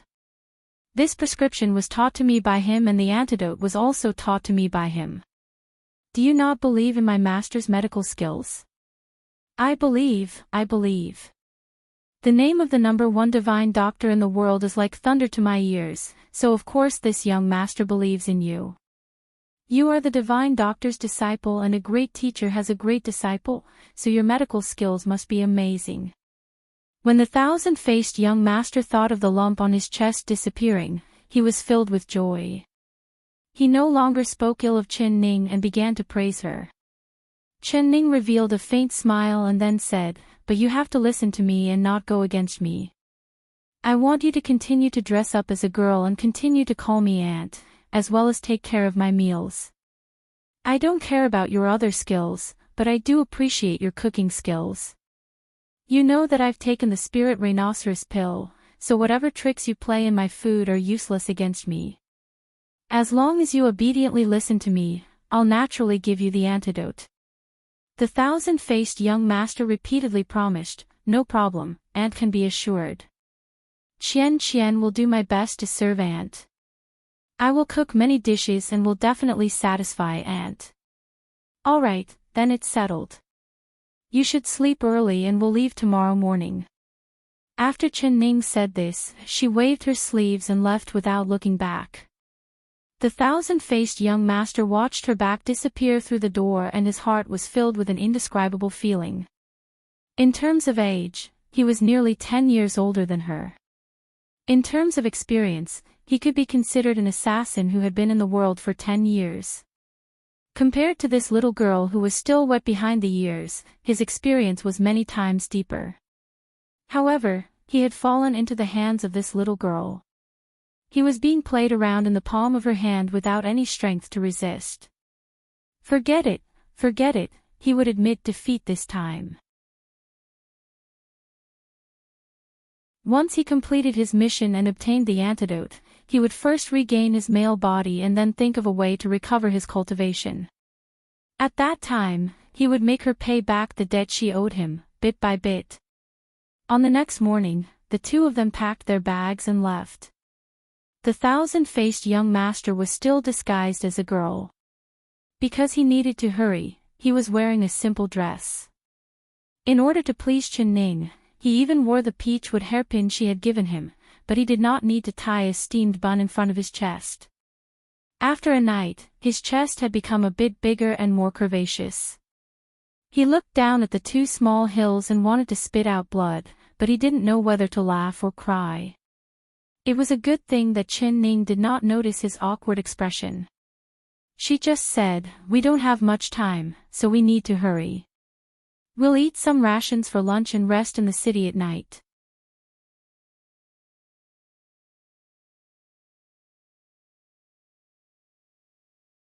Chapter 1663. Chen Ning thought of the battle and urged the horse forward.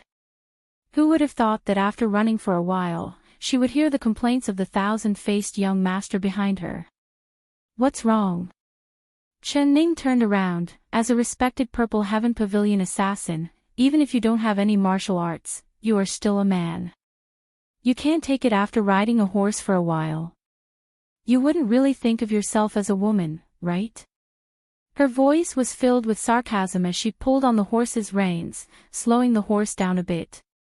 The thousand-faced young master's forehead was covered in sweat. He held the reins with one hand and held his chest with the other as he complained, I feel uncomfortable. This place is too heavy. Once the horse runs, this place will shake. I really don't know how you women can ride horses so fast with these two things on them. He said this while looking at Chin Ning's chest, his heart filled with curiosity. With a schwa sound, his neck was hit by a horse whip. "Oh, why are you hitting me?" he cried out in pain. Chen Ning's face sunk as she said, "If your eyes aren't honest, then there's no point in keeping them on your face." The thousand-faced young master's heart turned cold, knowing that this girl would do what she said. Now that he had a request for her, he could not offend her no matter what. He quickly gave an apologetic smile and said, "It's my bad, I shouldn't have looked. Aunt, don't be angry. But Aunt, can you make these two things a bit smaller? It's too inconvenient for me to ride a horse like this." Chen Ning said with a serious face, "You haven't even done what I want you to do and you're already trying to bargain with me. I don't dare. Alright, I'll teach you a method. Wrap the cloth around your chest tightly and you won't feel any bumps when riding a horse." Chen Ning rolled her eyes at him and whipped the horse's butt. The horse raised its four hooves and ran like it was flying. In the blink of an eye, it had left the thousand-faced young master far behind. That's right. This method isn't bad and it's very simple. That girl Xiao Ru also told me about it before, but why didn't I think of it? The thousand-faced young master quickly stopped the horse and jumped off its back. He took out a dress from his bag and tore it into strips. Then he found a hidden place and wrapped it around his chest. After he was done, he mounted the horse. This time, no matter how fast the horse ran or how bumpy it was, he did not feel any discomfort. "Aunt, this method of yours is really good." He sped up the horse and caught up to Chen Ning as he happily said this. Chen Ning just smiled and did not say anything. She just looked up at the sun and determined the direction before continuing to head south. "Aunt, why are you in such a hurry? Is there something urgent?" The thousand-faced young master couldn't help but ask after following her for a while. "Of course there is an urgent matter, an extremely important matter," Chen Ning said without looking back. "An extremely urgent matter?" The thousand-faced young master casually said, "You wouldn't be rushing to the front lines to help the West Chu army fight, right?" He remembered that Chen Ning had mentioned before that she wanted to go to the front lines, but he had only listened. He thought that it was a lie to scare him and not let him follow, so he did not care about it at all. He was just casually making a joke at this time. Who would have thought that Chen Ning would nod with a serious expression? The thousand-faced young master is truly smart, immediately guessing my goal. What?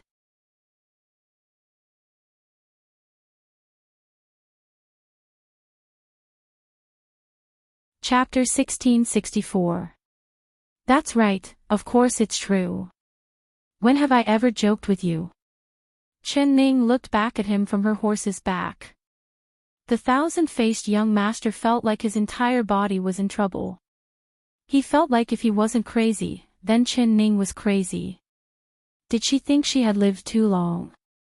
She wanted to die, but he didn't. He hadn't lived long enough. I'm not going. He suddenly stopped his horse. You're not going. Chen Ning also stopped her horse. She looked back at him and furrowed her brows. You aren't afraid, are you? I'm not afraid. The thousand-faced young master stiffened his neck. Even if he was afraid, he couldn't show it on the surface and let a little girl like her look down on him. Then why aren't you going? Chen Ning asked. Because I don't want to die. He blurted out. Die? Who said you're going to die? The thousand-faced young master coldly snorted, "You think I don't know? The army of the South Yu has already broken through the southern gate. Your emperor husband has sent 3 groups of reinforcements to Shuanglu City. He originally thought that Shuanglu City would be impregnable, but he didn't think that the army of the South Yu would be able to take down Shuanglu City in less than a day and utterly defeat his 3 groups of reinforcements. Now, the army of the South Yu is heading straight for Yuezhou City. I also heard that the general that the South Yu sent this time is their second prince, Ta Baozhang. His title is Ping Shi Jun Wang, meaning that he wants to sweep West Chu. This Ta Baozhang is cruel and bloodthirsty. It's said that any city he takes down will be massacred. If the Southern Pass and Shuanglu City fall into his hands, everyone in the city will probably die. Also, the South Yu army has been like a hot knife through butter. They have never lost a battle and are unstoppable. If people block their way, they kill them. If Buddha blocks their way, they kill Buddha. Their momentum is at its peak and taking down Yuezhou can be said to be effortless. If you go now, if you aren't going to die, then what are you? You want to die, but I don't." When Chen Ning heard his words, she raised her brows. "I didn't think you would know so many things. However, there is one thing you probably don't know. The general that the South Yu sent to attack West Chu is not their second prince, but rather Chu Xiaoyang, who defected from West Chu." The thousand-faced young master was slightly startled, then he said, "Of course I know, but that Chu Xiaoyang is just a prince with a different surname who surrendered. Even if the South Yu emperor made him king and gave him control over the army, the person the South Yu emperor trusts the most is his own son, otherwise why would he appoint Tu Baozhang as Chu Xiaoyang's vice-general? In name, he's the deputy general, but in reality, he's the supervisor. If Chu Xiaoyang dares to have the slightest bit of disloyalty, Tu Baozhang will definitely cut him down." Chen Ning slightly shook her head. "I'm guessing that the Southern Yu army follows Chu Xiaoyang's orders and not Tu Baozhang's words. If it was really like this, the Southern Pass and Shuanglu citizens would not have died under Tu Baozhang's blade." You're tuning into the LoveLore Library YouTube channel. We're so grateful for your support, and don't forget to subscribe to join us on this incredible journey through captivating stories. Your generosity through donations truly makes a world of difference, as it's the primary source of revenue that allows me to expand and enhance this channel for you. Thank you from the bottom of my heart for being a part of this adventure.